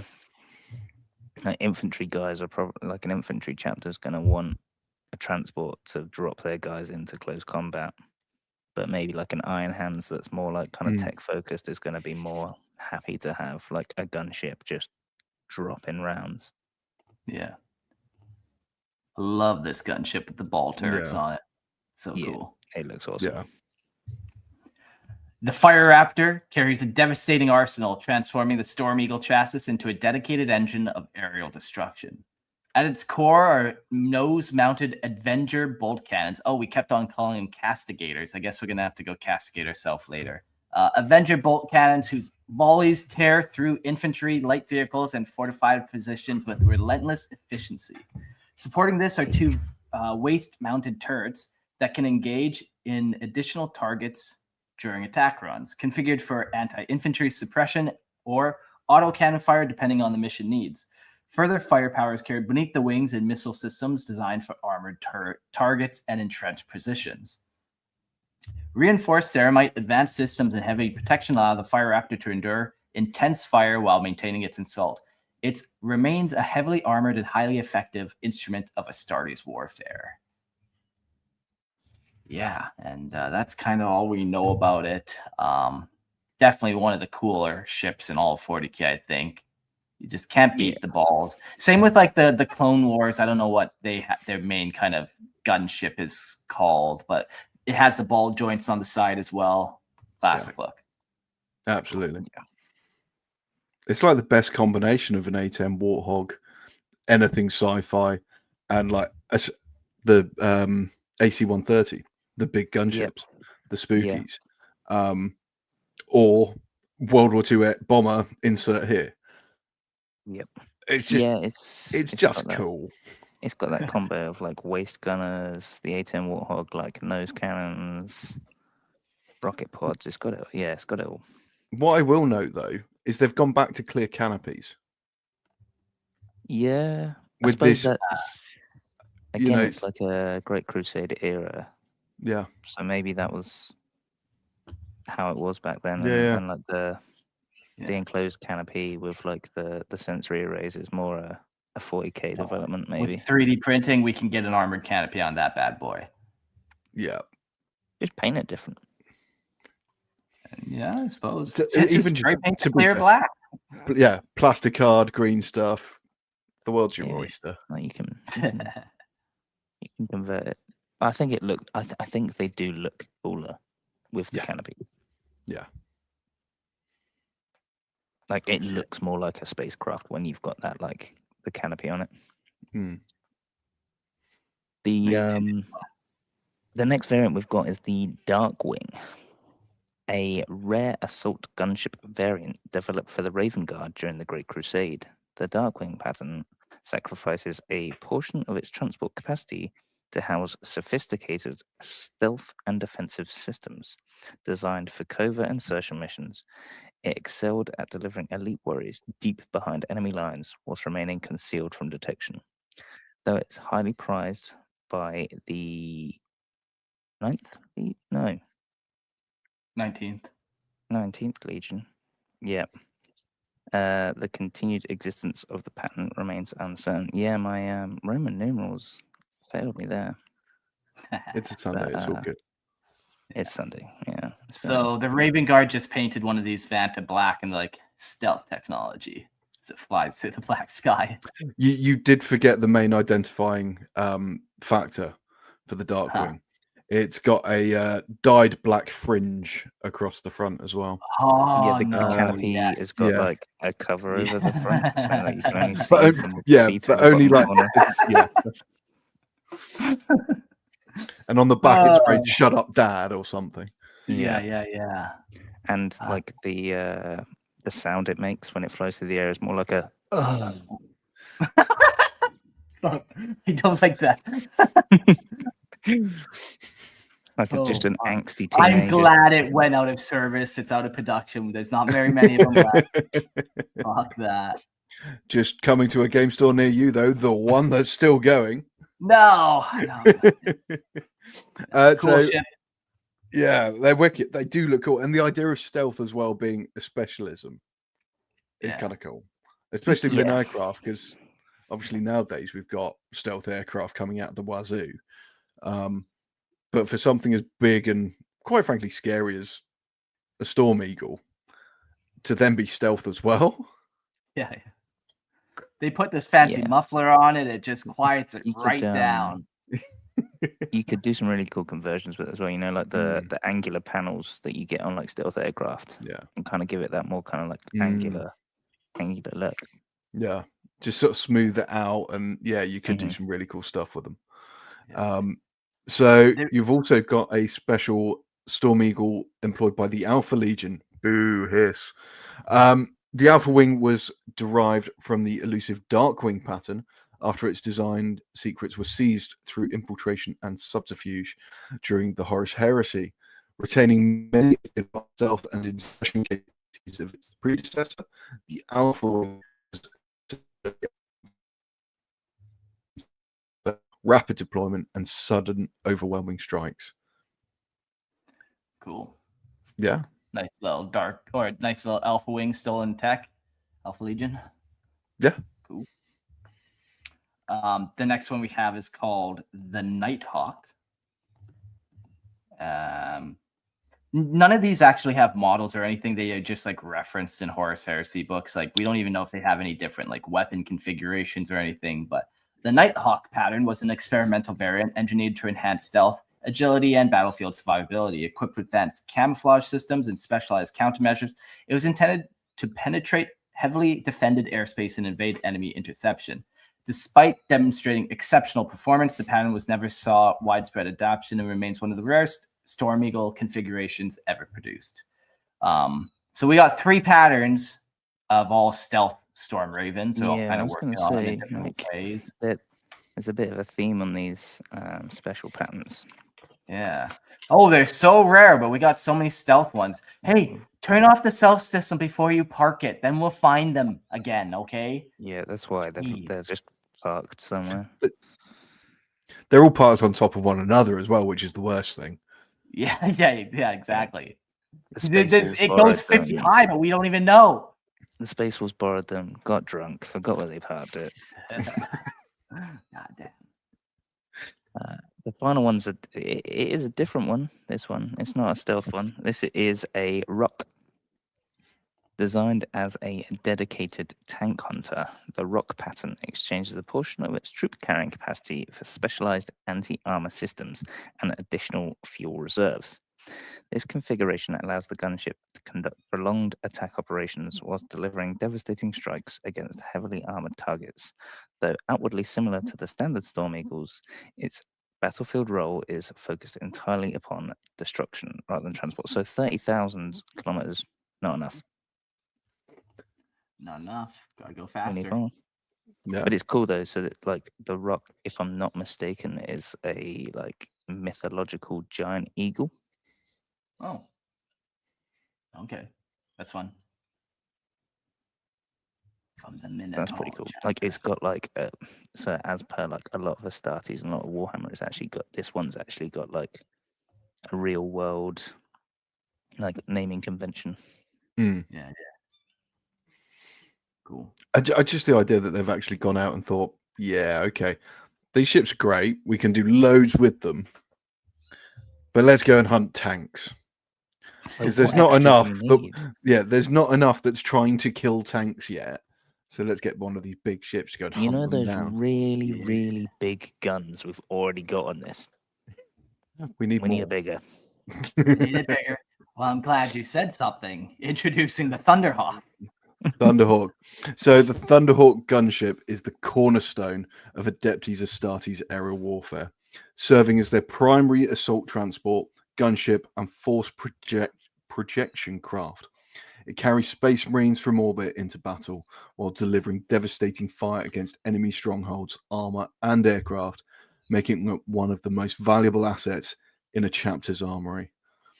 Designed for war across planet and void, the Thunderhawk can perform orbital insertions, close air support bombardment, and large-scale assault deployments. It delivers warriors directly into combat while providing continuous supporting fire, remaining a relentless instrument of destruction in atmosphere or space.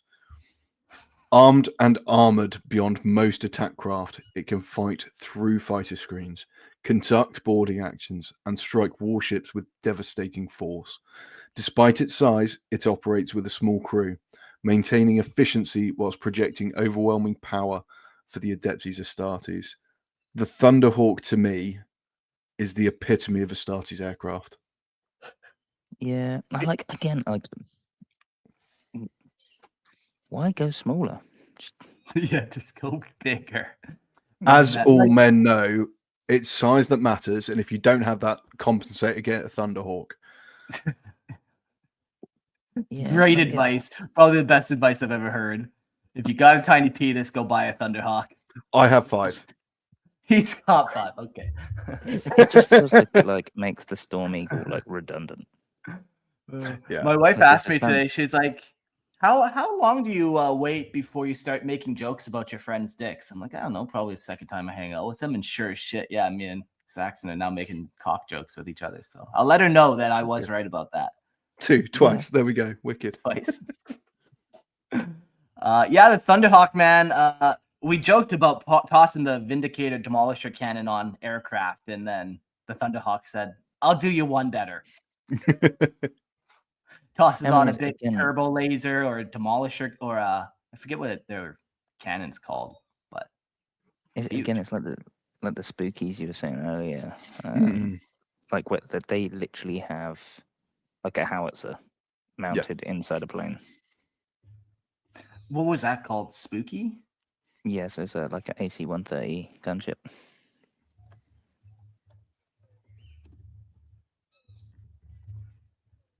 Okay, and sometimes they mount a big. Yeah, you can see on one of them, you'll probably see it's got like a barrel just poking out the side of it, and that's because it's got like a howitzer mounted on the side of it. So they're literally firing an artillery piece from a plane.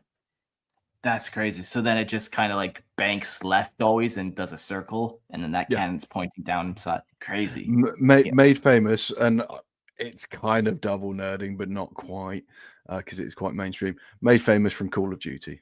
You had a mission where you get to fire the guns out of one of those things, and it was great fun. But those things are scary, and the whole idea of spookies has actually been around since Vietnam.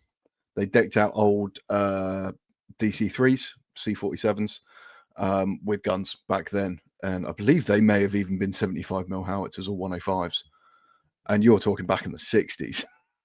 So they are incredible bits of kit and really, really scary. Yeah, and that's just one of the guns. Yeah, because they've then got miniguns, gals. They've got a bit of everything. They got like 20mm gun as well on top. Something like that. It's obscene. They've got like 3 or 4 different variations with like miniguns, the small one. Then they've got like a 20mm or something like that, and then the howitzers like the big boy. To me, the C-130 or the AC-130 is kind of the Thunderhawk real world variant or comparison. The C-130 you can strip out and you can run it as a transport. That's what the aircraft was designed for. It is a transport with guns mounted in it, Huh, cool. Yeah, just this big fuck off plane. Hmm. Cool. The design of the Thunderhawk's uniqueness integrates heavy armament, redundant control systems, and layered defensive countermeasures into a single resilient war machine, allowing it to absorb punishing fire, maintain fuel combat effectiveness, and continue its mission where lesser craft would be destroyed. And that would be the big difference between the Thunderhawk and a lot of ships, where like lots of ships are just that fragile metal, man. You shoot it with one bullet and that whole thing could get fucked. But the Thunderhawk, yeah, she's durable. She's gonna make it anywhere. Yeah, and now for like the fun bit, the armament. The Thunderhawk carries a formidable arsenal, allowing it to dominate battlefields, fortifications, and hostile aircraft alike. Its primary armament sits in a dorsal housing, and it can mount either a turbo laser system for destroying heavily armored targets or a cannon for siege bombardment. Yeah, it's crazy. Additional weapons are mounted across its wings and hull, combining heavy anti-armor firepower with multiple heavy bolters that saturate enemy positions. This enables it to engage infantry, armor, and fortified structures with equal effect, probably at the same time. Wing-mounted hardpoints carry missiles, bombs, or fuel tanks, allowing the gunship to adapt to a wide range of missions, from precision strikes to large-scale bombardment.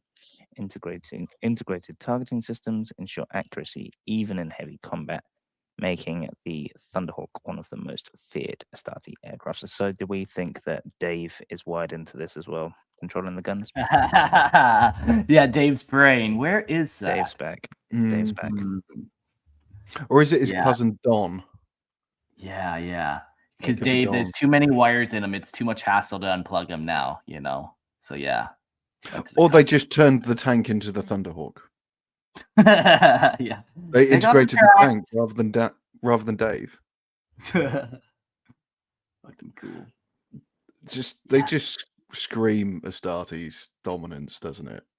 Yeah, it's Yeah, the like quintessential plane, like the aircraft of Astartes, pretty much. the side view of it, the side silhouette is just so obnoxious and ugly. Like up, down, up, down. Like there's so many different like cutouts and like yikes.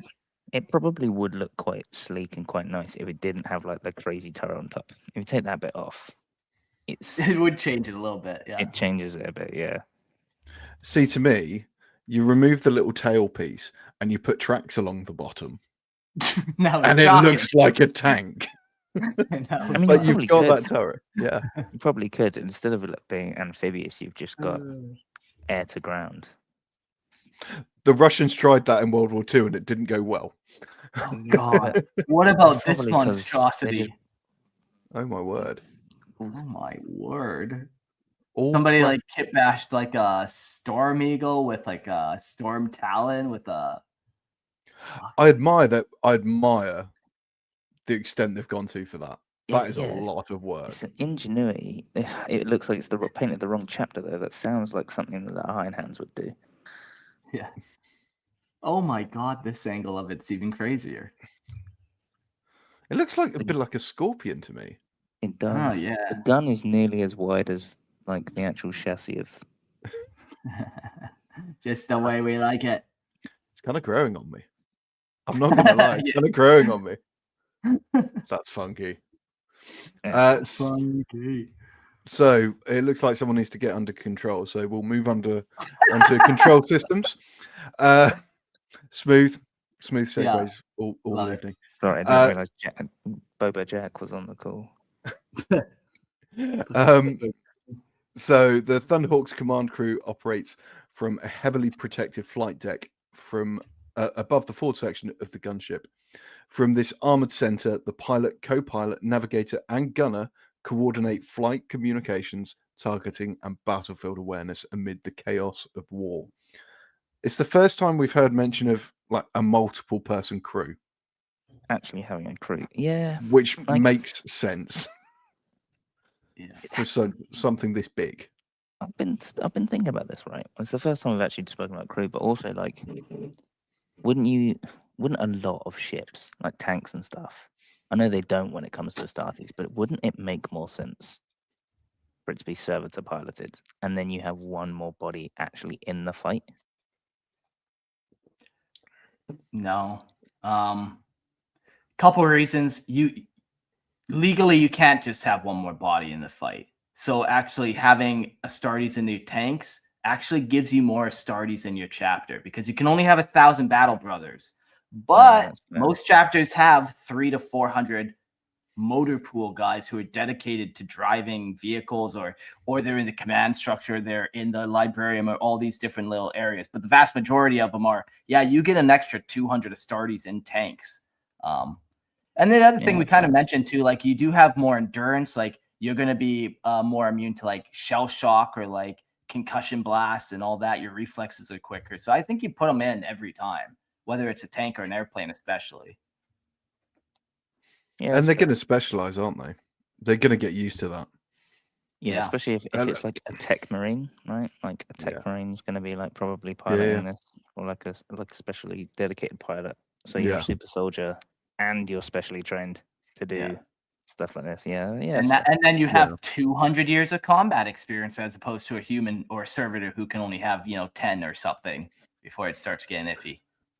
Depends how often you lubricate the joints and motors, doesn't it? Yeah. Depends on your maintenance regime of the servitor. Depends on the incense you Damn, I need more servitors. My servitors need to maintain my servitors so I can have servitors while I serve my servitors.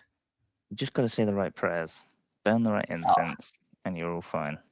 Well, that's easier than infinite servitors. But so advanced communication and sensor systems maintain contact with friendly forces across vast distances while gathering critical battlefield intelligence. Navigational and locator systems ensure the gunship can be tracked even under extreme conditions, while powerful optic arrays provide long-range target acquisition and observation. That's a cool note, that they're being tracked. So there's such an important asset that command are watching where they are, what they're doing. If a ship goes down, let's be honest, if a Thunderhawk does go down for whatever reason, you're going to want to recover some of it, if not all of it. Yeah. In my eyes. Yeah, like just imagine actually how big of a disaster it'd be if a Thunderhawk with 40 guys, 40 Astartes went down and you just lost half a company in one second. Yeah. Yeah. And that's why they're putting so much into the armament, the armor, the crew, making sure this thing is running as smooth as you can and to the absolute tip-top condition. Yeah. Despite its complexity, the Thunderhawk is renowned for reliability and resilience.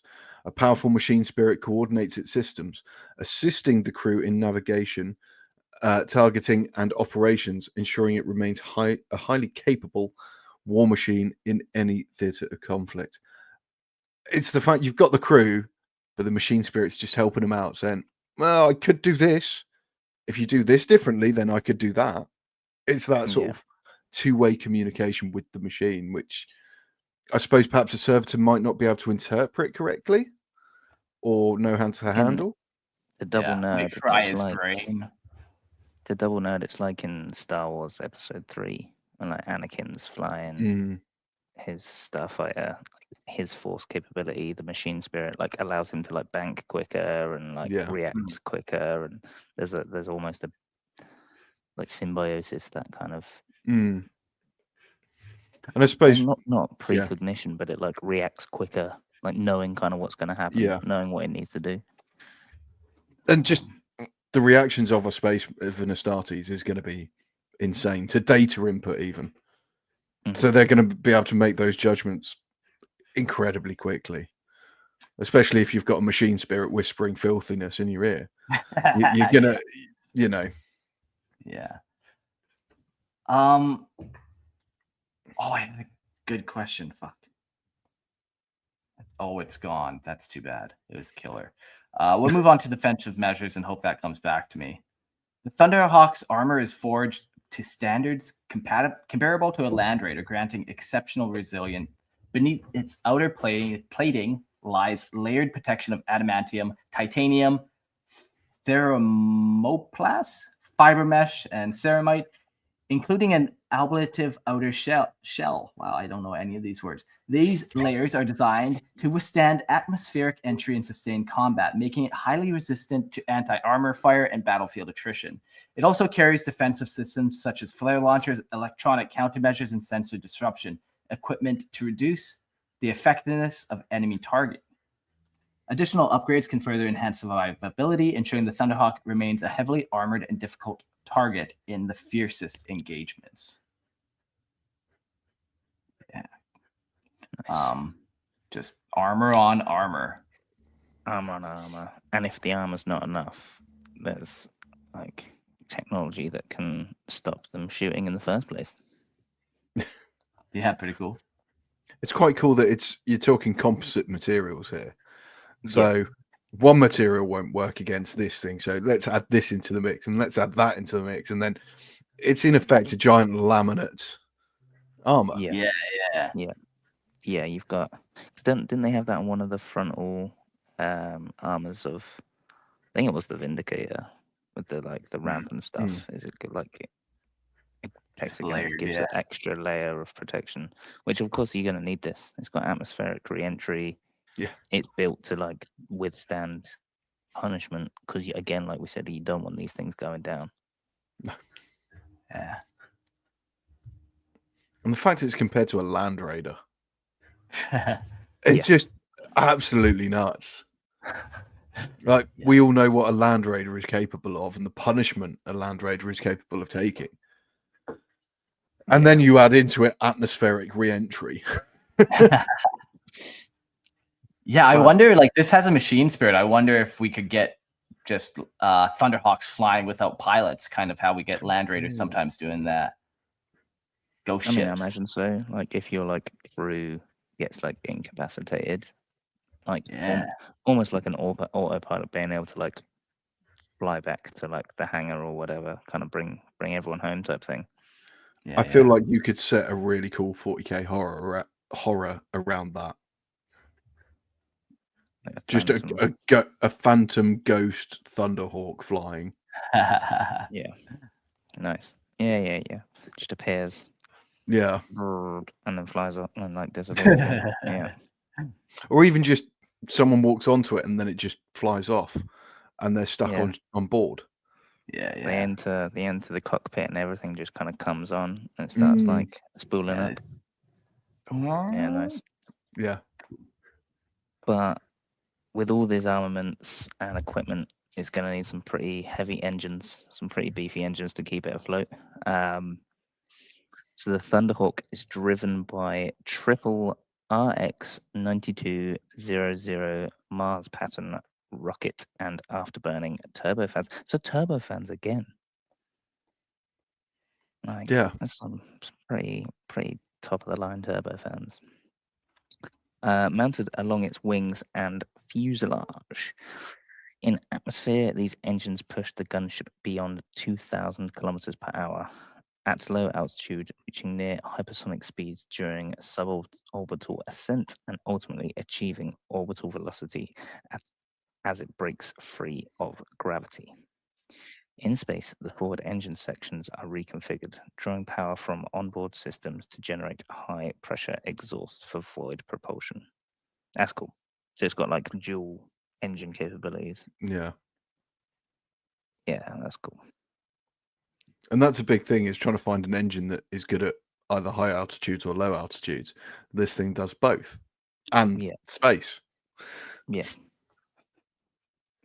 And it's also got auxiliary thrusters across the hull to provide precise maneuvering in zero gravity and stable hover capabilities in atmosphere.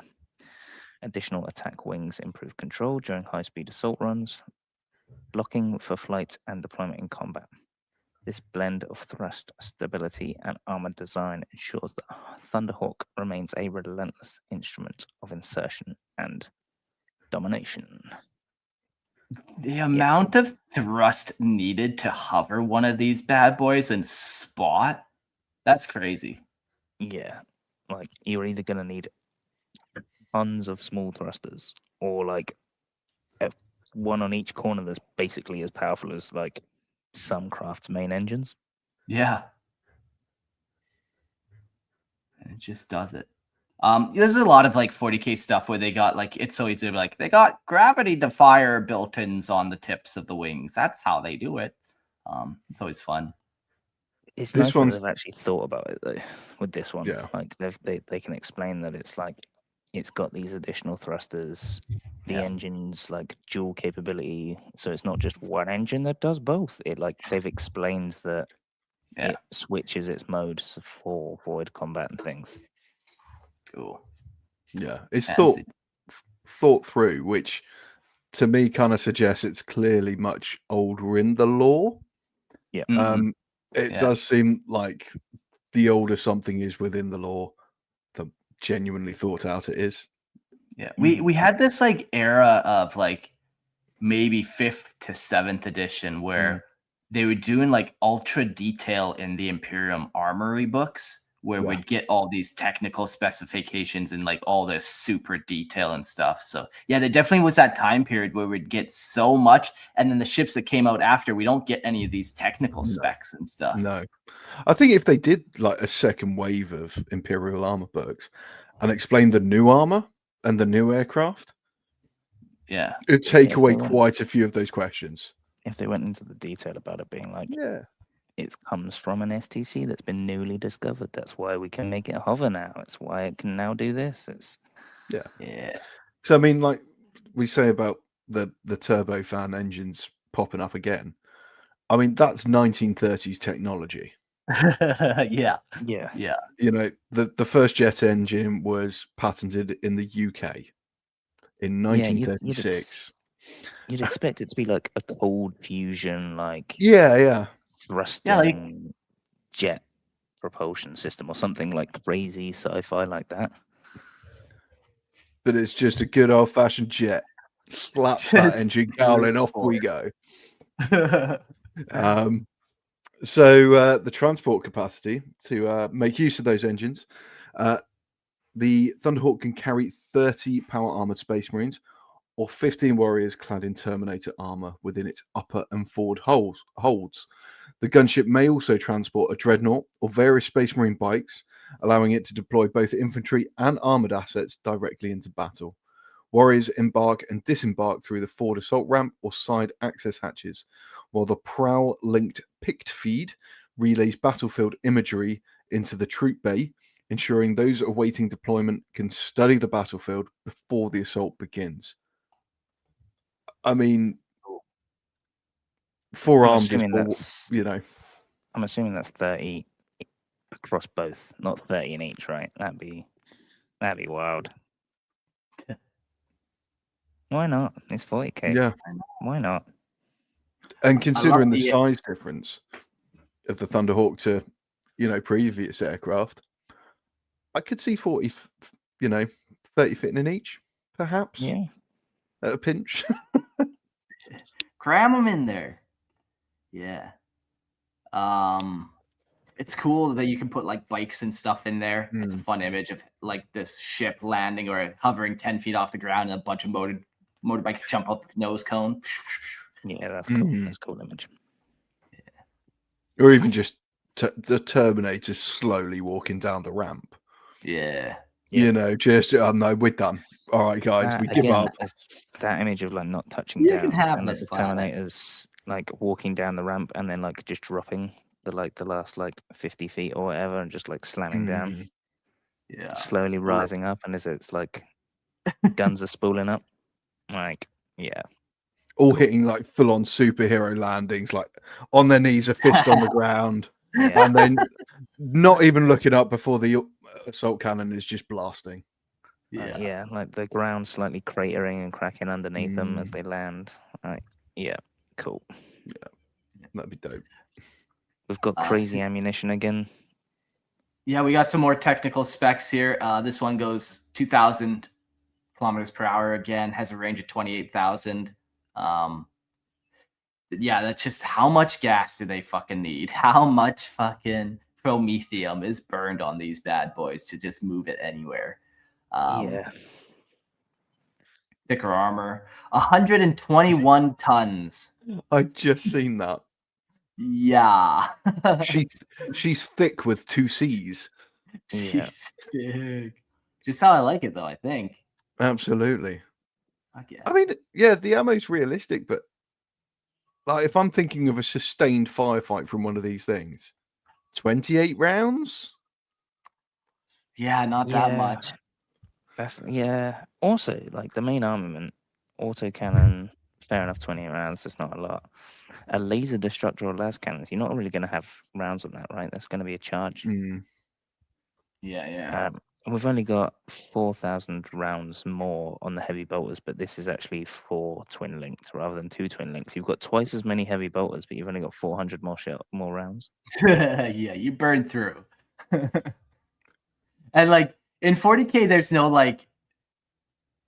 there's no fire discipline when you're going against a wall of orcs or tyranids. Like every shot's gonna hit something, you know. You don't need to call out your shots. You can just spray them.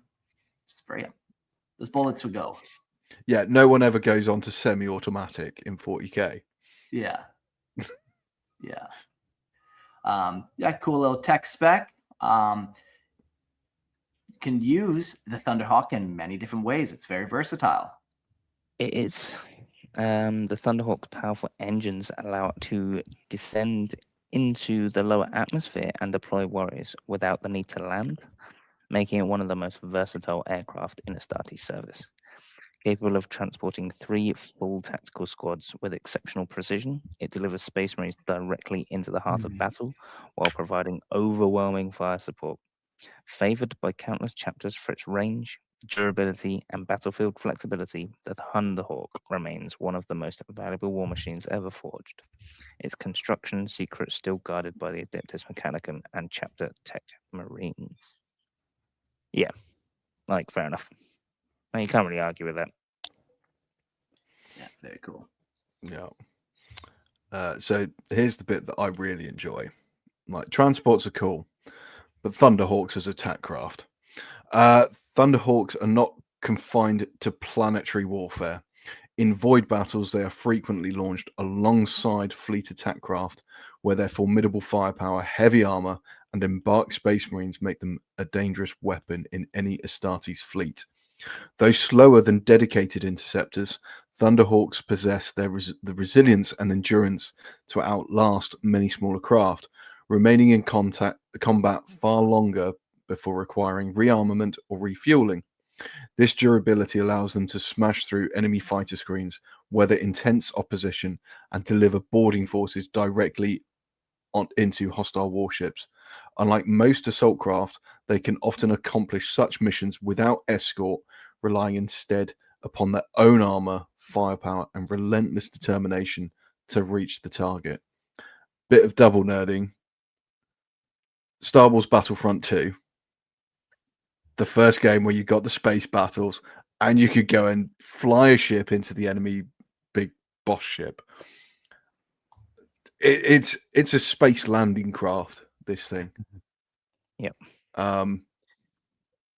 The idea of you've got all the interceptors flying and it's just chugging along merrily and just shooting down the enemy as it goes. Yeah. It also links back to that, the idea of when fire aircraft first kind of came into being in World War II. Again, where we were talking about Spitfires being an interceptor fighter craft, you'd have also escort fighter craft, which would be slower but heavily armored, heavily armed. They weren't going to be zipping in and dogfighting. They're there to sit alongside the bombers, take punishment, and shoot things down. You're going to get different fighters for different things. This is again, to put it in a gaming perspective, this is your tank that soaks up heat but also delivers massive blows. Yeah. I love the fact that it just fits so smoothly into void warfare. Yeah. You know, it takes the same exact concept, transporting space marines, but what we're going to do this time is we're going to take those space marines and put them on your ship. Yeah. You think you're safe in space? Think again. Because you have a special variant of Thunderhawk called the Annihilator made for space that we'll talk about too. But it's not that much different. Any Thunderhawk is going to Any Thunderhawk is going to survive and succeed in any scenario you throw at it, whether it's transporting, whether it's being an interceptor in atmosphere or void. It's going to just do the job every time. We got a bunch of different payloads that happen on it. Thunderhawks can alter the type of payload carried depending on the specific mission they are tasked with to accomplish. A lot of these are similar, these payloads. We got troop insertion, close air support, saturation bombing, long-range bombing, and space interception. And really, a lot of it is just like what the hard points on the wings are that you swap out. Are you taking missiles? Are you taking bombs? Are you maybe taking those missiles and putting a couple more heavy bolters or autocannons on? Those kind of little swaps. So depending on what you kind of put these hard points, you can do, you know, saturation bombing or go long range bombing with your 22,000 kilometer range or whatever like that. So yeah, build it how you want it. Opens up It's the Emperor's loads of, skies after all. yeah, it opens up so many options for models for the tabletop stuff, even just for painting and hobby side. You know, just it's got 6 huge bombs on it. These 2 are the, let's say, the two melter warheads. These 6 are the plasma warheads, and the options for painting that would be really cool, especially when you start talking about OSL and stuff like that. Like different tips for different warheads and stuff. Yeah. And on top of that, we've got different variants as well. So we've not just got different payloads, we've also got different variants of Thunderhawks. So there's several specialized Thunderhawk variants that exist to fulfill particular battlefield roles. The most notable being the Thunderhawk Annihilator, built for devastating void warfare, and the Thunderhawk Transporter, engineered to ferry tanks, vehicles, and vital supplies across the battlefield. So the Thunderhawk Annihilator is a specialized void war variant, as we just mentioned previously, employed primarily by crusading chapters. Black Templars say, what? Sacrificing all transport capacity in favor of overwhelming firepower. It is built to hunt warships and shatter heavily armored targets in the depths of space. Its devastating Annihilator cannon, any guesses what that does? Grants destructive force comparable to weapons normally reserved for Imperial bombers and God engines, making it one of the most formidable Thunderhawk patterns ever fielded.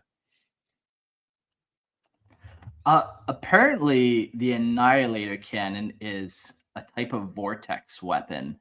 Ooh. That could maybe use a little more confirming, though. Oh, no, okay. Yeah, no, it definitely looks like it's vortex weapon. So the Annihilation cannon, those Voidcraft ones are shooting little vortex portals in space everywhere. Leaving little portals that other ships fly into and get fucked. Yeah, like throwing off like target. I suppose that's pretty cool in void warfare as well, right? Like if you can set up like mini black holes, you're gonna throw off ships like targeting and things like that because they're gonna like bank and things without meaning to and stuff, getting moved around without anyone touching anything. And I suppose a void is actually just a complete deficit of data. Or it's not going to be a data point for you to set your navigation off, set your targeting off. It's just going to absorb, it just takes everything. So for your targeting, even if you miss, you just hide behind it, surely. Yeah, and if you're firing up missiles as well, like your missile's going to be sucked into like a vortex. Like if you've got to fire across like the plane of one, it's going to have like a catchment zone that your weapons are going to veer off and kind of miss and stuff. I mean, if it also feels like it's going to be as much of a hindrance to you as it is going to be to the enemy, right? But I don't care. Cool. I want 6 of them. I want void cannons. Like very cool. And then we have the Thunderhawk Transporter. The Annihilator, I don't think had a model, but that would just be a simple like that top cannon. You change out the turbo laser or the battle cannon and replace it with a different type of thing that looks like a laser cannon or something. But Thunderhawk Transporter, that one's pretty cool. They basically take away all the storage capacity and allow you to take vehicles. It is a logistical variant of the standard Thunderhawk, designed to deliver vehicle supplies and battlefield material directly into active war zones. It retains the gunship's rugged durability, but sacrifices much of its armament for cargo capacity, while still mounting defensive heavy bolters and wing ordnance. Its defining feature is a massive set of magnetic clamping arms beneath the fuselage, used to carry armored vehicles, containers, fuel, ammunition, and other critical assets. These systems allow rapid loading and deployment, reducing exposure time in hostile airspace. The transporter can also recover battlefield equipment, including sent drop pods. Though lacking the assault role of the standard Thunderhawk, it remains a vital logistical asset, ensuring forces and material reach the front lines with speed and precision. Fucking cool. I mean, there's a lot to be said for logistics. Infantry, tanks win battles. Logistics wins wars. Yeah. You know, you never think of the drop pods that have come crashing down and dispelled all of these Space Marines. You don't think of someone coming and collecting them. Yeah, hey. It'd almost even be a cool army of like Space Marines who specifically go and salvage like stuff like this, where you don't always have time to go salvage those drop pods or those expensive pieces of equipment. Yeah. The Emperor's engineers. Yeah. Yeah, there you go. Yeah. Yeah, nice. But this is basically a tank carrying a tank, right? A flying tank depositing at a... Well, if you want to ground tank. minimalize it, then yeah. Yeah. Fuck, it's cool though. It also doesn't have that top cannon on it. We talked about the silhouette and how different it would be without it. It does look quite a bit different. It looks a lot more Imperial Navy to me. Like the Marauder bomber, it's that more sort of of just like a void transport craft rather than an Astartes like crazy assault craft. Yeah. Yeah, very cool. It's making talking about these aircraft just makes me want to get a 3D printer, quite honestly. Yeah, it's Not brutal how expensive the aircraft are in 40K. Mm-hmm. I've been debating. We were talking earlier in the show about that perspective thing about buying aircraft from Imperial. Whatever their aircraft one Legion. is. It was Aeronautica. It was, and then they've changed it. So Epic is all, and same with the Adeptus Titanicus. It's all one game now. Okay, yeah. I think it is Legios Imperialis or something. I've been looking into it because I've got a couple of the old tiny little Titans kicking about. So I was thinking about doing it, but the aircraft, certainly, I think it'd be a great way to actually play them. Yeah. Well, like that's the thing. Like, we were saying at the start of the show, it's like we've got all this lore and all these models and all this stuff, but you never like actually see them on tabletop.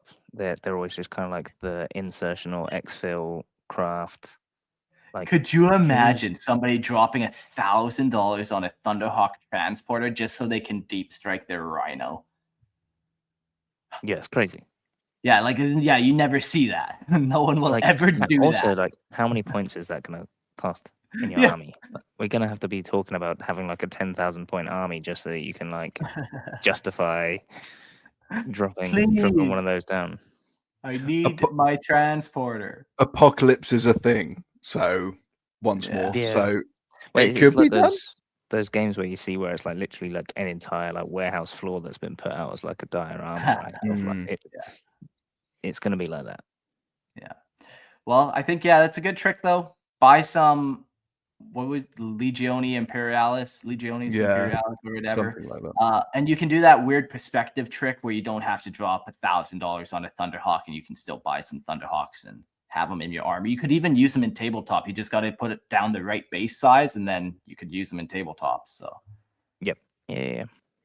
The next variant we've got is the Shadowhawk. Guess what this one does? The Shadowhawk is a rare Thunderhawk variant employed by the Raven Guard, forged to deliver warriors unseen through the deadliest war zones. Equipped with advanced stealth systems and sophisticated sensor disruption technology, It's capable of slipping past enemy detection networks and that would expose lesser aircraft. Combining the Thunderhawk's renowned armor and assault capability with exceptional concealment, the Shadowhawk serves as a silent but relentless instrument of Raven Guard warfare. It does what it says on the tin, right? Yep. Vant Black Stealth Craft. Very nice.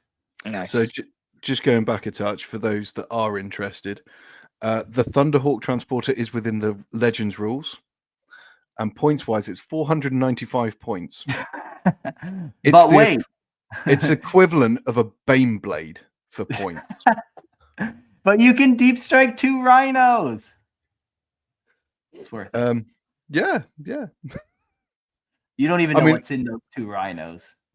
No. And to be fair, like, it'd be a very big move.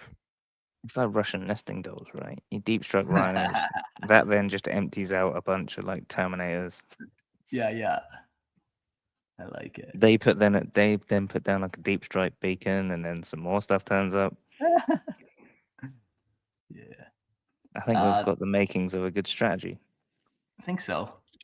We got the Grey Knight Thunderhawk, and this one employs specialized variant equipped with unique systems designed to withstand the horrors of the warp. Its armor incorporates psycho-reactive plating and interwoven Aegis defense network, granting exceptional protection against psychic assault and demonic influence. The gunship's armament is likewise adapted for the chapter's singular purpose. Standard heavy bolters are replaced by devastating psi cannons, while additional mind strike missiles enhance its ability to destroy warp-tainted foes from afar. And I remembered what I was going to say, that question. We were talking about psychers for a second, and we never really see psychic pilots. But you were talking about the Jedi and how Anakin uses the Force to like whip his ship around a little bit. But like, couldn't psychers do a very similar thing? And we've got like navigators as well, right? Where they're like seeing the flow of the warp and like riding the waves. Yeah. So it's like a similar thing again. Being able to see, like the ripples and stuff. You shoot missiles, and then like you use the librarian like force or psyker directs the missiles to the ship and stuff. Like you could do a lot of fun stuff with it.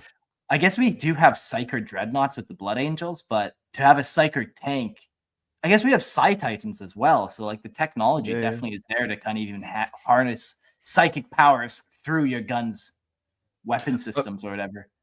I mean, this is suggesting that you've got direct psychic attacks coming from aircraft. That would be sweet. Why not? That'd be fucking sweet. Or at least maybe not from an aircraft, but at an aircraft.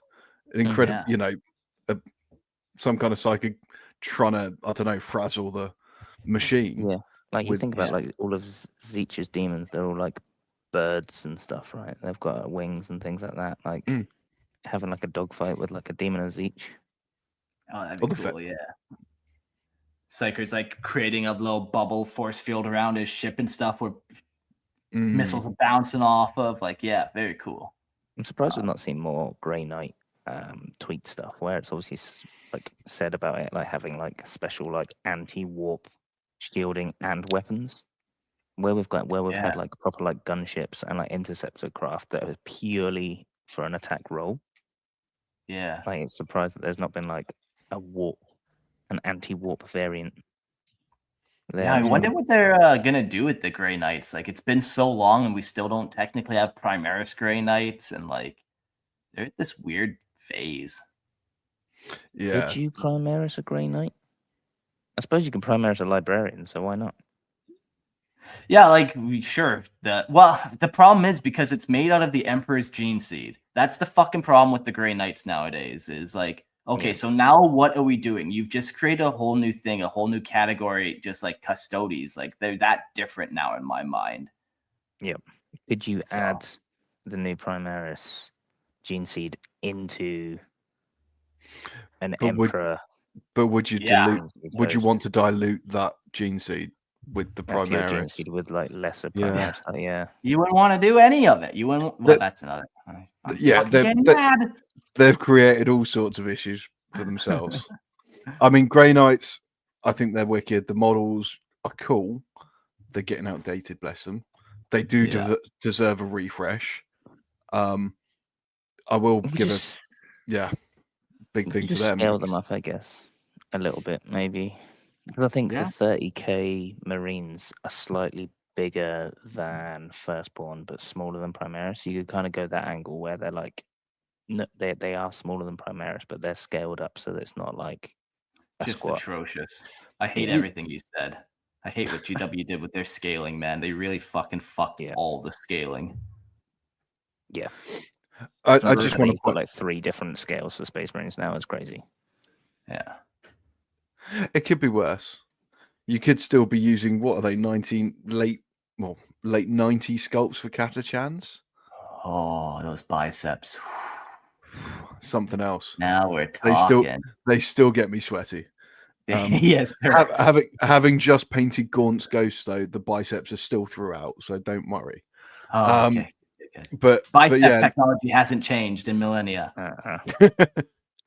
No. Still got a lift in the 41st millennium. The final Thunderhawk variant we'll talk about, and I think I made this one up, or maybe I'm misremembering. Hard to say. The Thunderhawk builder transport. I think in a Dawn of War game, they had Thunderhawk dropping off buildings, and they were slightly different than the transporter that we know that we just talked about. They were bigger. Yeah. And they had a bunch of turrets on the top of them for defensive measures. So it was a little bit different. And I don't think it was a Stormbird. I'm pretty sure it was a Thunderhawk variant. If I kind of remember, it was like almost like an animation. Like when you built stuff, it like came and swooped down and like dropped it in. Yeah. But I don't know if that was just part of the game as opposed to like a true lore. So I'm going to do some really in-depth research and go down a massive rabbit hole of playing that game this week.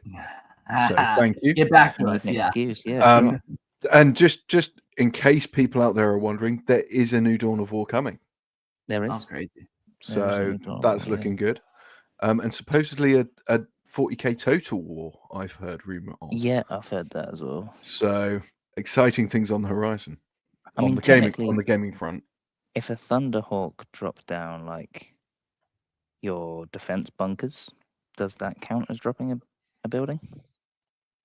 I know they normally get dropped from like they're normally orbital or dropped in, but you could probably like you could probably scoop and reposition one, right? With a Thunderhawk transport. Yeah. I just found a picture of one that was crazy. Don't Space Marines have those mobile gun platforms or bunkers as well in game on the tabletop that they can use like fortified positions and such, which would suggest that they can be picked up and moved? They're like a standardized unit, perhaps. That are just kept in cold storage. Normally they're orbital dropped in. They're like a drop pod, right? They're like dropped in and they're just a drop pod hard point. But you'd suspect that they'd be either recoverable or movable, to which you'd need a Thunderhawk transport to do, I guess. Yeah. Nothing else is going to do it unless a Titan just comes along and picks it up and just cradles it like a small child. Scoops it. Yeah. Come here, little one. Mark's now just trying his absolute best to prove it wasn't some kind of fever dream. I'm sweating over here. He wasn't high on LSD. It's all fine. Oh, man. Emperor, that malaria hits you, doesn't it? Yeah. Fuck. We will find it, though. Okay, well, what are we up to now? The Caestus Assault Ram. Yeah, something slightly different. Yeah. Is it me? Yeah. The Caestus Assault Ram is a heavily armored boarding craft designed to smash through enemy defenses and deliver Adeptus Astartes directly into hostile vessels. Favored by many Space Marine chapters for its durability and assault capability, it remains one of the most formidable boarding crafts in Imperial service. Larger than lighter assault boats, but smaller than a Thunderhawk, it balances transport capability with resilience. Its reinforced compartment can carry up to 10 Space Marines, including Terminator armored warriors, through void, atmosphere, and heavy fire. Originally created for ship-to-ship assaults, anti-gravitic systems also allow orbital insertion and close battlefield support. For fleet-based chapters, it remains an essential tool of void warfare and boarding actions. So are we talking 10 Space Marines and 10 Terminators? Like, if you can take 10 Terminators in it, surely you could take more than 10 Astartes, brothers. You'd think. To me, it reads as if it could take up to 10 Space Marines, but of those 10 Space Marines, it could have maybe, what is it, usually 2 Space Marines per Terminator? So perhaps 5 Terminators would fit? Possibly, yeah. Perhaps it can accommodate the armor, maybe not at those numbers. I think they've made a battering ram and put wings on it.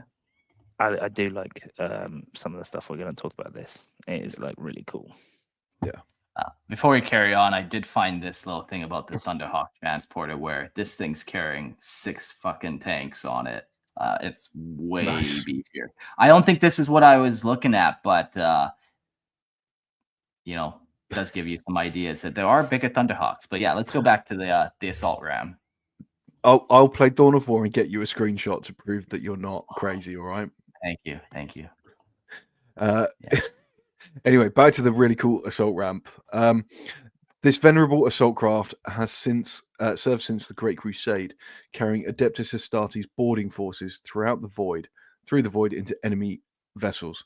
Counted among the most respected assault rams in Space Marine fleets, its armored hull has endured 10,000 years of warfare. Advances in anti-gravitic technology transformed it from a dedicated boarding vessel into a more versatile war machine. It can now descend through planetary atmospheres and support ground assaults with the same effectiveness as void operations. This adaptation allows it to strike fortified positions and strategic strongholds directly, delivering warriors where conventional assaults may fail. In the 41st millennium, it remains a valued asset among fleet-based chapters, proven across countless wars. You see that bunker? Let's ram it.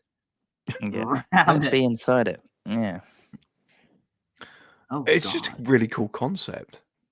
It is a really cool concept. Yeah, like a battering ram plane. Hit it and then disgorge all your troops. Hope the plane flies away at the end of it all. If just landing guys outside of stuff isn't enough, let's just put them straight inside. Yeah, land them inside. It's just, we don't like the admin of having to break down doors ourselves, so the pilot can do that for us. Yeah. I don't know if we're going to go into it, but I don't think these are pilot. I think these are auto piloted. Oh, really? Wow. Like pretty much just like shot at whatever it's at the target, right? I think there's obviously some like guiding systems and things, but it feels like they're just kind of like fired at almost like a boarding torpedo. Interesting.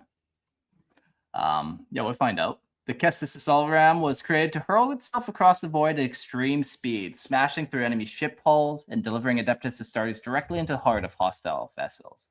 On impact, it breaches armor, bulkheads, and internal compartments, unleashing its cargo deep within the enemy ship.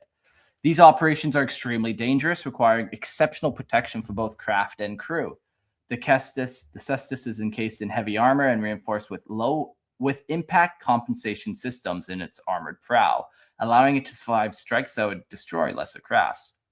Internal restraint systems protect embarked warriors from the forces of high-speed breaches, ensuring they arrive combat-ready after impact. Combining with speed and durability, this allows it to deliver Space Marines directly into enemy strongholds with devastating effect. Beyond void warfare, anti-gravitic systems allow planetary insertions and ground support, carrying its cargo into the fiercest of battles. Cool. Yeah, I love stuff like that where they're just like, yeah, let's just build in some fucking impact compensation systems, like as if you could just make the metal frame not crush itself upon impact. You know, we just add a little rivet here and we're good. Yeah. I feel like it's going to be like real souped up, you know, like in cars you've got like the anti-crumple zones where like certain bits of it are designed to like break in so other bits don't. I feel like it's almost like that. Like it's got like a nose cone or bits of it that like soak up the impact almost. Yeah, and that piece is like super replaceable or whatever. Yeah. One-time use thing. Okay. Yeah, okay, I can see that. Also, it's full of Astartes. They're not exactly like soft. The Astartes are just holding it all out. Yeah. Don't crumple. It only has to dampen it slightly because they're going to be able to take a lot more punch. Like obviously, if it's dropping guard in, they'd probably still die from the impact because it's probably only just like just the dampened G-force slightly. of it just turns it into mist. Yeah. This cool is this bit's like my favorite bit of this though, right? Is the armament. The Caestus Assault Ram is armed with forward-mounted melter weapons designed to burn through armor, bulkheads, and fortifications before impact. Once defenses are weakened, its reinforced prow smashes through the breach, allowing embarked Space Marines to launch immediately assault from within. Like that's so cool. Just having like those forward-mounted multi-melter guns and just burning a hole through whatever you're facing, and just being like, "I'm here." It's just something else. Just because ramming it isn't enough. Yeah, putting a big spike on the end and punching a hole isn't enough. Let's just melt one. Yeah, let's melt the hole. Then we'll punch a hole. Yeah, and then we'll put Marines in the hole. In planetary warfare, this weapon is also effective against armored bunkers, fortified positions, wing-mounted missile batteries, provides suppressive fire, saturating landing zones and defensive lines before the assault ram delivers its cargo. Caestus can be fitted with additional systems to support assault operations and rapid reinforcement. These upgrades allow for further forces to exploit the breach created by its attack. Throughout the Great Crusade and Horus Heresy, multiple configurations existed, reflecting its adaptability across various combat elements. So that's what I mean. That's what I was kind of getting at. It's almost like a breed, like a crossbreed of like a boarding torpedo and an assault ship. Yeah. Like where it's got like turrets and like wing-mounted turrets and stuff. It basically does the same thing as a boarding torpedo. It like melts its way through, punches its way through, and like spits out Space Marines.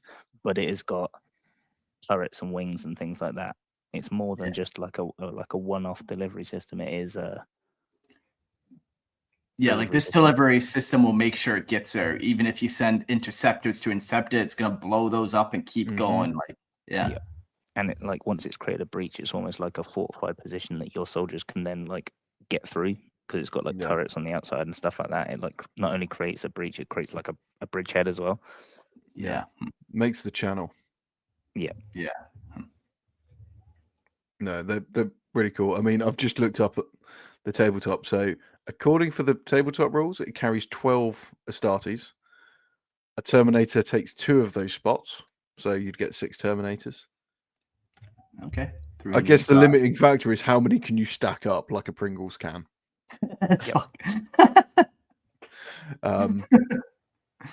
There's just something about it. It's just the whole concept is just cool. And it just looks so unconventional too. Yeah. Like with the two troop compartments in the front. It's like taking container ships and strapping engines on them and strapping them next to each other. Like it's it just doesn't look like it's built to be a battering ram. It looks like just a normal ship. It doesn't look like it's built to fly into stuff. Yeah. It almost looks like you'd see it as a pod race or a speeder in Star Wars. Oh yeah. You know, you see it as that. It doesn't look like I'm going to break down your fortification. It feels like it should have like a pointed prow. Or at the very least a dozer blade on it. Yeah, or something. Or like a big drill nose or something like that where it's going to like punch through something. Yeah. It's just no, let's just give it a flat nose. Let's just punch through it with a flat object. But it has the melter, so it's all fine and it makes perfect sense. Yes, perfect sense. If you push something hard enough, it will go through. So just turn up the throttle. Yeah. And that's my sex technique for sure. Yeah, that's what she said. Yeah. And this is why I'm alone. Poor technique. Sloppy technique. Oh, no comment to that. But yeah, this is where I find we get to the cool stuff of the Space Marine aircraft. It's the quite task specific. The other more generalist aircraft are all right, but they're all quite much and muchness in their role, what they're meant to be doing, how they do it, their armament. This is very unique. This is I would say the Thunderhawk is iconic. The Assault Ram is just one of a kind. Yeah. In my mind. Yeah, like no other ship fulfills its role or even looks like it really. No, nothing is designed to drive into stuff. Yeah. Hey, that's called an accident. Yeah, like they're designed specifically not to crash. They hover, they land, they fly. They don't drive directly into things. And that's where they're going wrong. Yeah, Oh, just that one get rid of- Astartes designer who just never puts up his hand. They're like, all right, who the fuck did this one now? Like, yeah, it's really useful, but come on. Technically, they could all do it, right? They've all pretty much got like that nose-mounted gun. Pop a multi-melter on there, you're fine. It's basically all this has got, right? Yeah, Perhaps that's why those multi-melters were mounted to what was it? The Stormraven. Perhaps someone's thinking about trying it. Yeah, we've not got any more Caestus Assault Rams. They've all broken down because we've crashed them all. Can we just like make a makeshift one? Can we just stick some multi-melters on the front of something else? They ordered a Caestus Assault Ramp from Temu, and that's what's turned up. That's what's turned up. It'll do, guys. So deployment strategy. In its primary role as an assault ram, the Caestus uses a melter weapon to burn through enemy armor before driving its reinforced prow into the target. Once breached, forward ramps open and Adeptus Astartes surge into the enemy's stronghold. Anti-gravitic systems expand its role into to orbital assaults and planetary operations, allowing it to act as a heavily armored battle skimmer against fortified positions, vehicles, and entrenched defenders. Many chapters reserve it for the most hazardous deployments and heavily defended objectives. Fleet-based chapters rely on the Caestus during actions against space hulks and orbital fortresses, and these ancient craft are often recovered after battle whenever possible, regardless of damage or risk. I guess I certainly am guilty of it. I generally forget a lot of the space and void warfare that they're working ship to ship quite often. I mean, Space Hulk, huge part of 40k history as a gaming system, as within media. And I'm terrible for forgetting it. I always think, yeah, it's a planetary campaign or a system campaign on different planets. But yeah, they're going to be working ship to ship. They're going to be clearing Space Hulks, where this begins to make a lot more sense. Yeah, especially like Great Crusade and like Horus Heresy as well. Like there was a lot of void warfare there. Like you think about in the books, you've got like the Interrex, and then obviously when the Heresy kicks off, you have like Astartes fleets like engaging each other.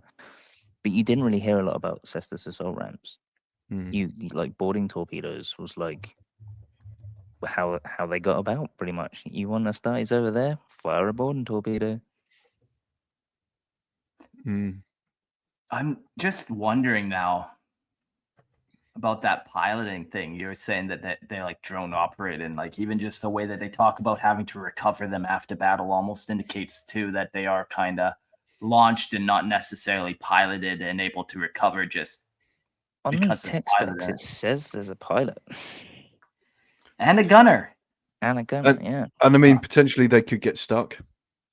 Oh yeah, okay, wedged in there. So, or I guess damaged. Yeah. Yeah. Okay. okay. I'm just like thinking Astartes 2, or no, Astartes the cinematic video or whatever. Yeah. The very first one, they had the Caestus Assault Ram going, and it was launching like little drone fucking missiles off and stuff, and it was pretty cool. Imagine that's being your job. Like you're on Astartes, you're qualified as a pilot, and they're like, yeah, I'm gonna fly like an interceptor. I'm gonna fly like a Stormraven, a Stormbird.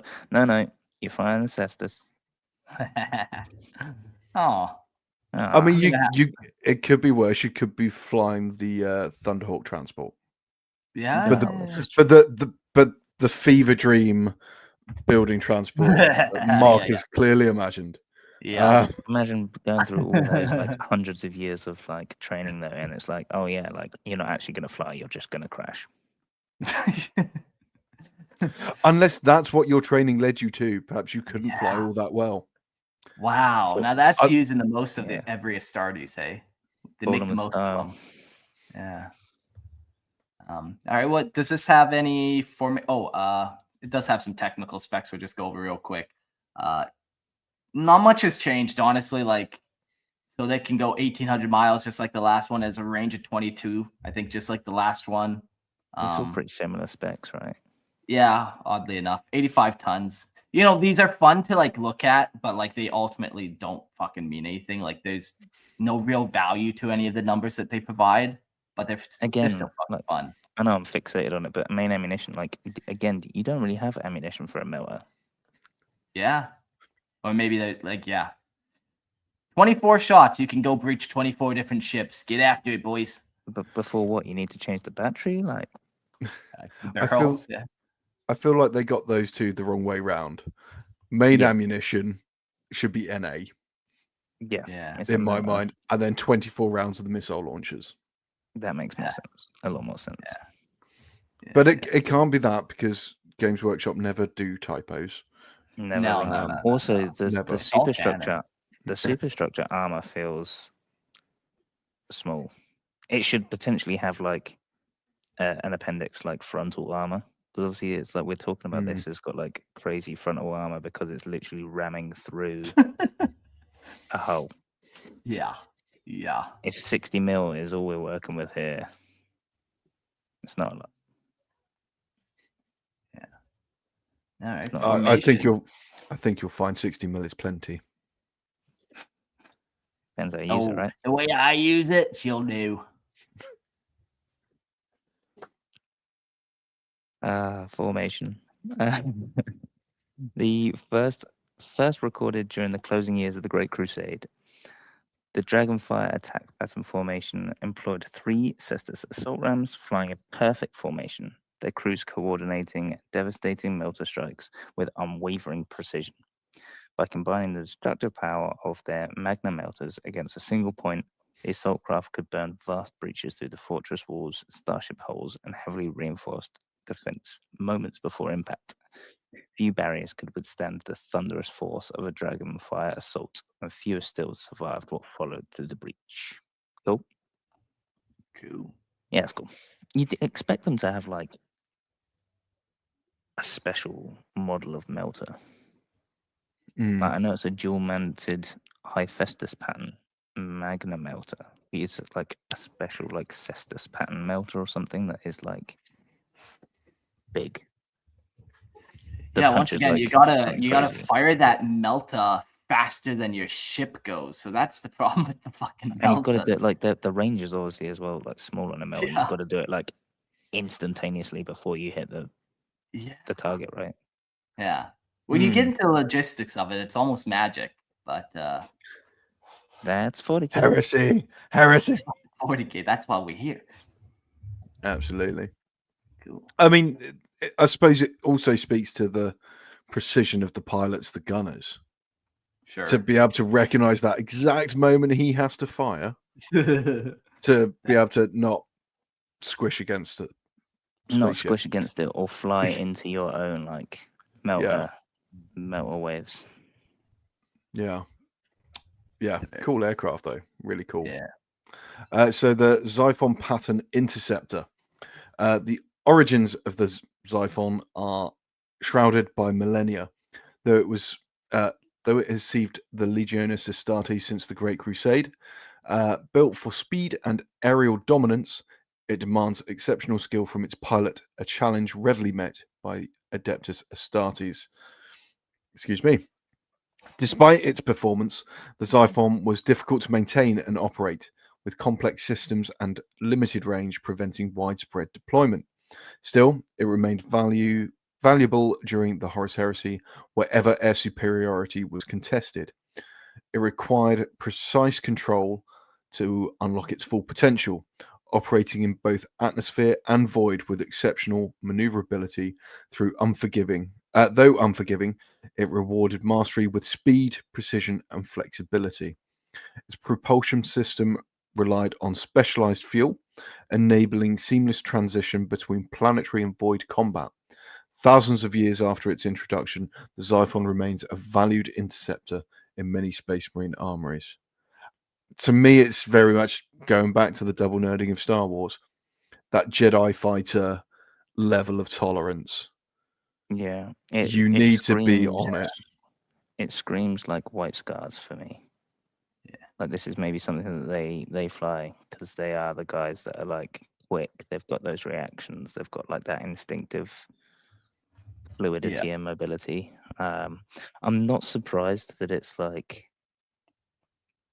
one of these ones that's never like entered full scale production though. We're talking about it's got like it needs specialized like fuel. Everything else, as far as we know, just takes promethium, just as If is. that. Yeah, there's some Yeah. vehicles we were talking about that you could just pour any liquid in, it's somehow going to burn it. Yep. Oh, okay.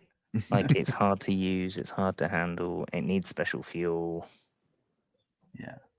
But man, this would be one of the deadliest fighter crafts out there. Those 4 las cannons, like you just. It looks cool too. Yeah.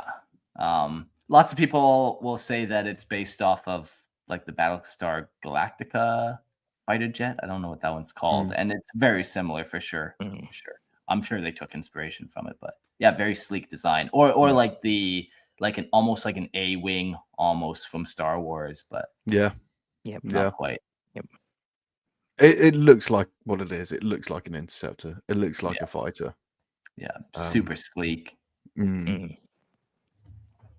This one's kind of cool. It looks like somebody turned it into like the Raven Guard would use it, where it's like almost like a beak on the front and like bird wings on the side. Very cool. Which, when you've already got what I would describe as a twitchy aircraft, let's modify it so it might be even twitchier. Yeah. This is a Battlestar Galactica ship, I believe. Yeah, so very similar. But it's like an X-wing cockpit too. Like it's a very the center of the X-wing with like wings taken off.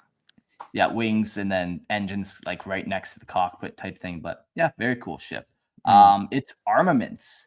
The Xiphon Interceptor is a heavily armed and armor hunter engineered to destroy enemy aircraft through overwhelming firepower. Mounted along the fuselage are twin pairs of las cannons, 4 in total, capable of punching through armor and crippling heavily protected targets with searing energy volleys. Complementing these is a ventral rotary missile launcher carrying munitions designed to overwhelm defenses and saturate evasive targets, giving the Xiphon a balance of precision strikes and sustained offensive capability. In its hands of an experienced Astartes pilot, it becomes a deadly predator, combining speed, maneuverability, armor, and firepower that dominates contested skies while enduring heavy punishment. Reinforced ceramite and defensive systems further enhance survivability. During the Great Crusade and Horus Heresy, many Xiphons were fitted with auguries and target analysis systems, allowing them precise strikes against aerial and ground targets. Maybe this gun, the only thing it's really missing is just like a small, like if it had a heavy bolter or something on it, just one type of kind of machine gun type weapon. This definitely feels like it's like a proper like void craft, like to be fighting, like dogfighting other spaceships. Yeah. Like it's got missiles, probably locking, and like las weapons to shoot down other void craft. Right, this definitely feels like a. Obviously, it can be used in atmosphere, but it feels like a space fighter. Yeah, very much like a space fighter. It's very specialized, very dedicated. Yeah, cool. Well, that was That one, I wish there was more information on it. It's pretty cool. I am glad that you can use it in 40k now. For a while, it was a 30k exclusive ship, and that was always a piss off when they did that. But I want all the goodies. We do have a couple other ships, but honestly, we talked about them, or they're chapter specific, so we will talk about them eventually. I'll just quickly go through them. We mentioned the Land Speeder Tempest, and in episode 232, Astartes light vehicles. We mentioned that basically it's a land speeder that gets a fully enclosed cockpit and like an assault cannon on it. So it's kind of not a dedicated fighter plane or anything like that. It's more like in a pinch type situation. And then we also got a couple chapter specific ones. The Dark Angels, they get 2 unique ships called the Dark Talon and the Nephilim jet fighter. Both of them, one of them is a bomber, one of them is like a fighter craft. And then we go to the Space Wolves. They get the Stormfang gunship and the Storm Wolf. I'm going to pull up a picture of them really quick here. But like I said, we will talk about them a little more maybe when we do some more Space Wolf stuff. But it looks like a Caestus Assault Ram just with 1 cargo container instead of 2. So that's pretty cool. That they're my favorite Astartes aircraft. I have to give it to the Space Wolves here.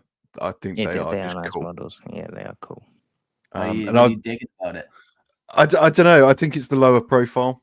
There's something about it that the way they've done the wings almost look like tillers from a boat. Okay. So it kind of goes towards that Viking-esque aesthetic of the wolves. Yeah.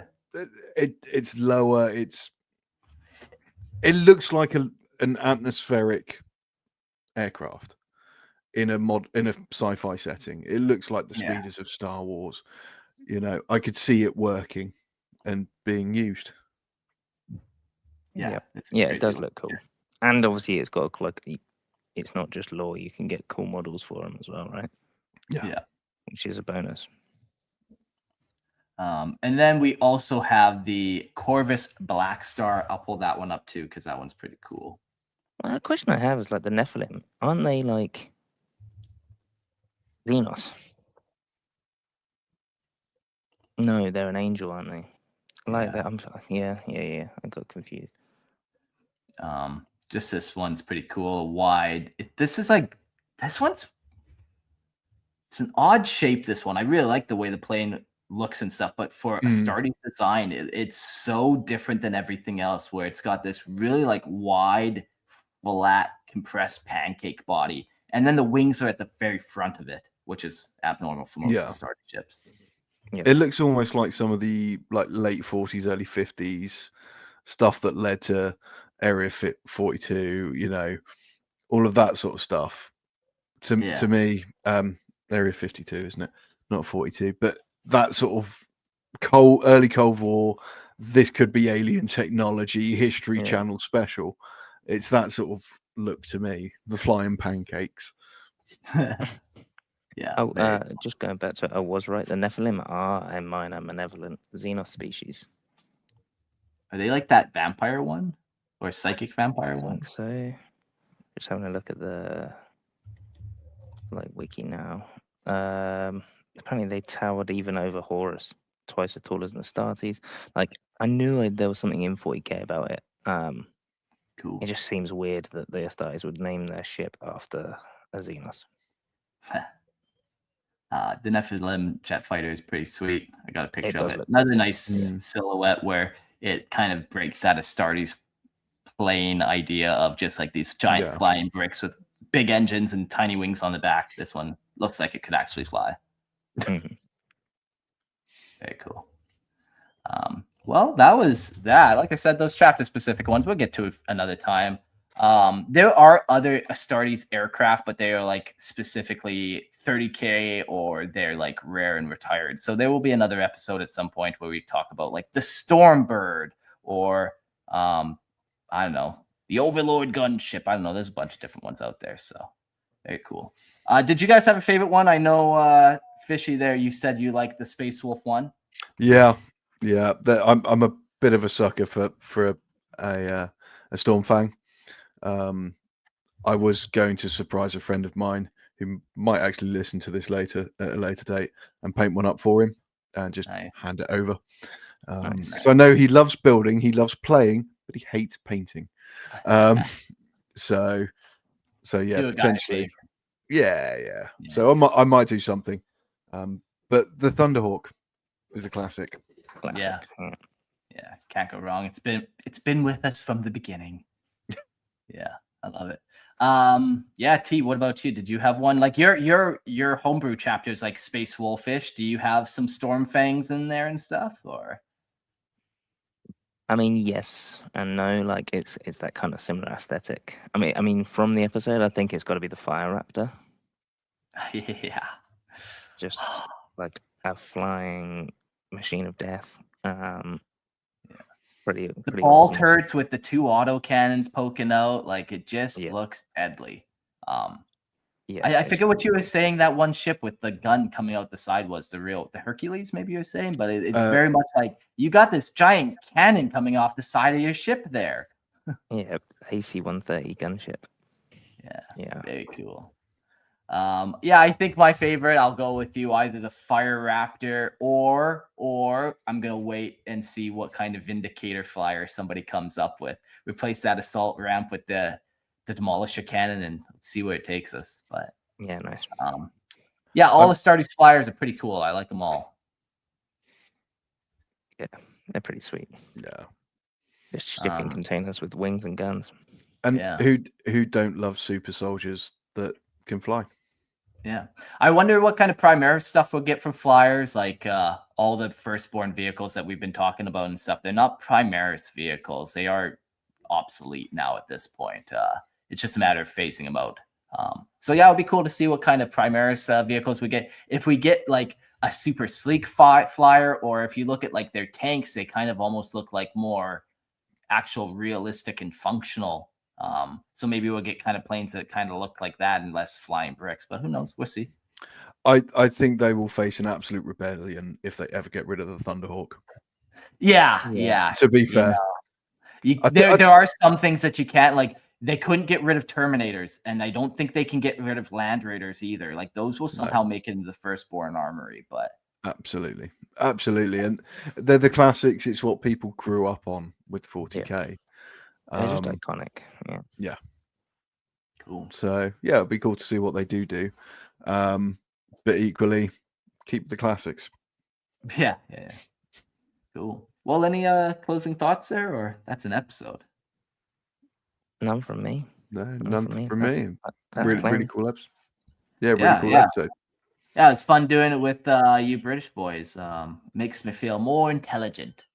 And if you guys are, if you live in Britain or anywhere over that neck of the woods, shoot me a message. I'm always looking for new people to record with, and maybe you like one of these boys and you want to record with them and me. So just reach out and we'll make something happen. Thanks for listening to Lorehammer. Come check out Lorehammer Listen to Lore podcast. I read out homebrew lore that people submit, and come join the Patreon on all that kind of fun stuff. Any shout outs from you guys? Nothing from me. Again, like join the Patreon. Listener lore is a great way. That's how I ended up here. That's how I started. It's how my career in Lorehammer started. And I know Fishy's working on some homebrew as well. So it's a great way to like get stuck in. Yeah. Jump on the Discord. I can't say it enough. Get on the Discord. It's a great community. Go and argue with people over complete fantasy and make up your own things. Like I come up with some absolute rubbish. Post your photos about modeling. There's a really helpful help desk as well. So if you've got some ideas, you don't know how to do a technique, it's really open, helpful community. Come and join Lettuce just posted a picture of his Aquila landed during the show, which and it had like wicked. Crazy. Hey, it had like folded wings and stuff. He opened it all up and extended like the compartment and stuff. Looks really fucking cool. So those sort of things is just what this community is about. Yeah. Absolutely. Very cool. Well, thanks for listening, everyone, and we'll see you all on the next episode. I think it's going to be that rare and retired Astartes vehicle. And then I promise that's all for the Astartes Armory for now. We're going to do some more Terrion stuff, and then we'll get to some Xeno stuff after that. But, we'll pluck through and keep on going. We'll see you on the next episode. Adios. Cheerio.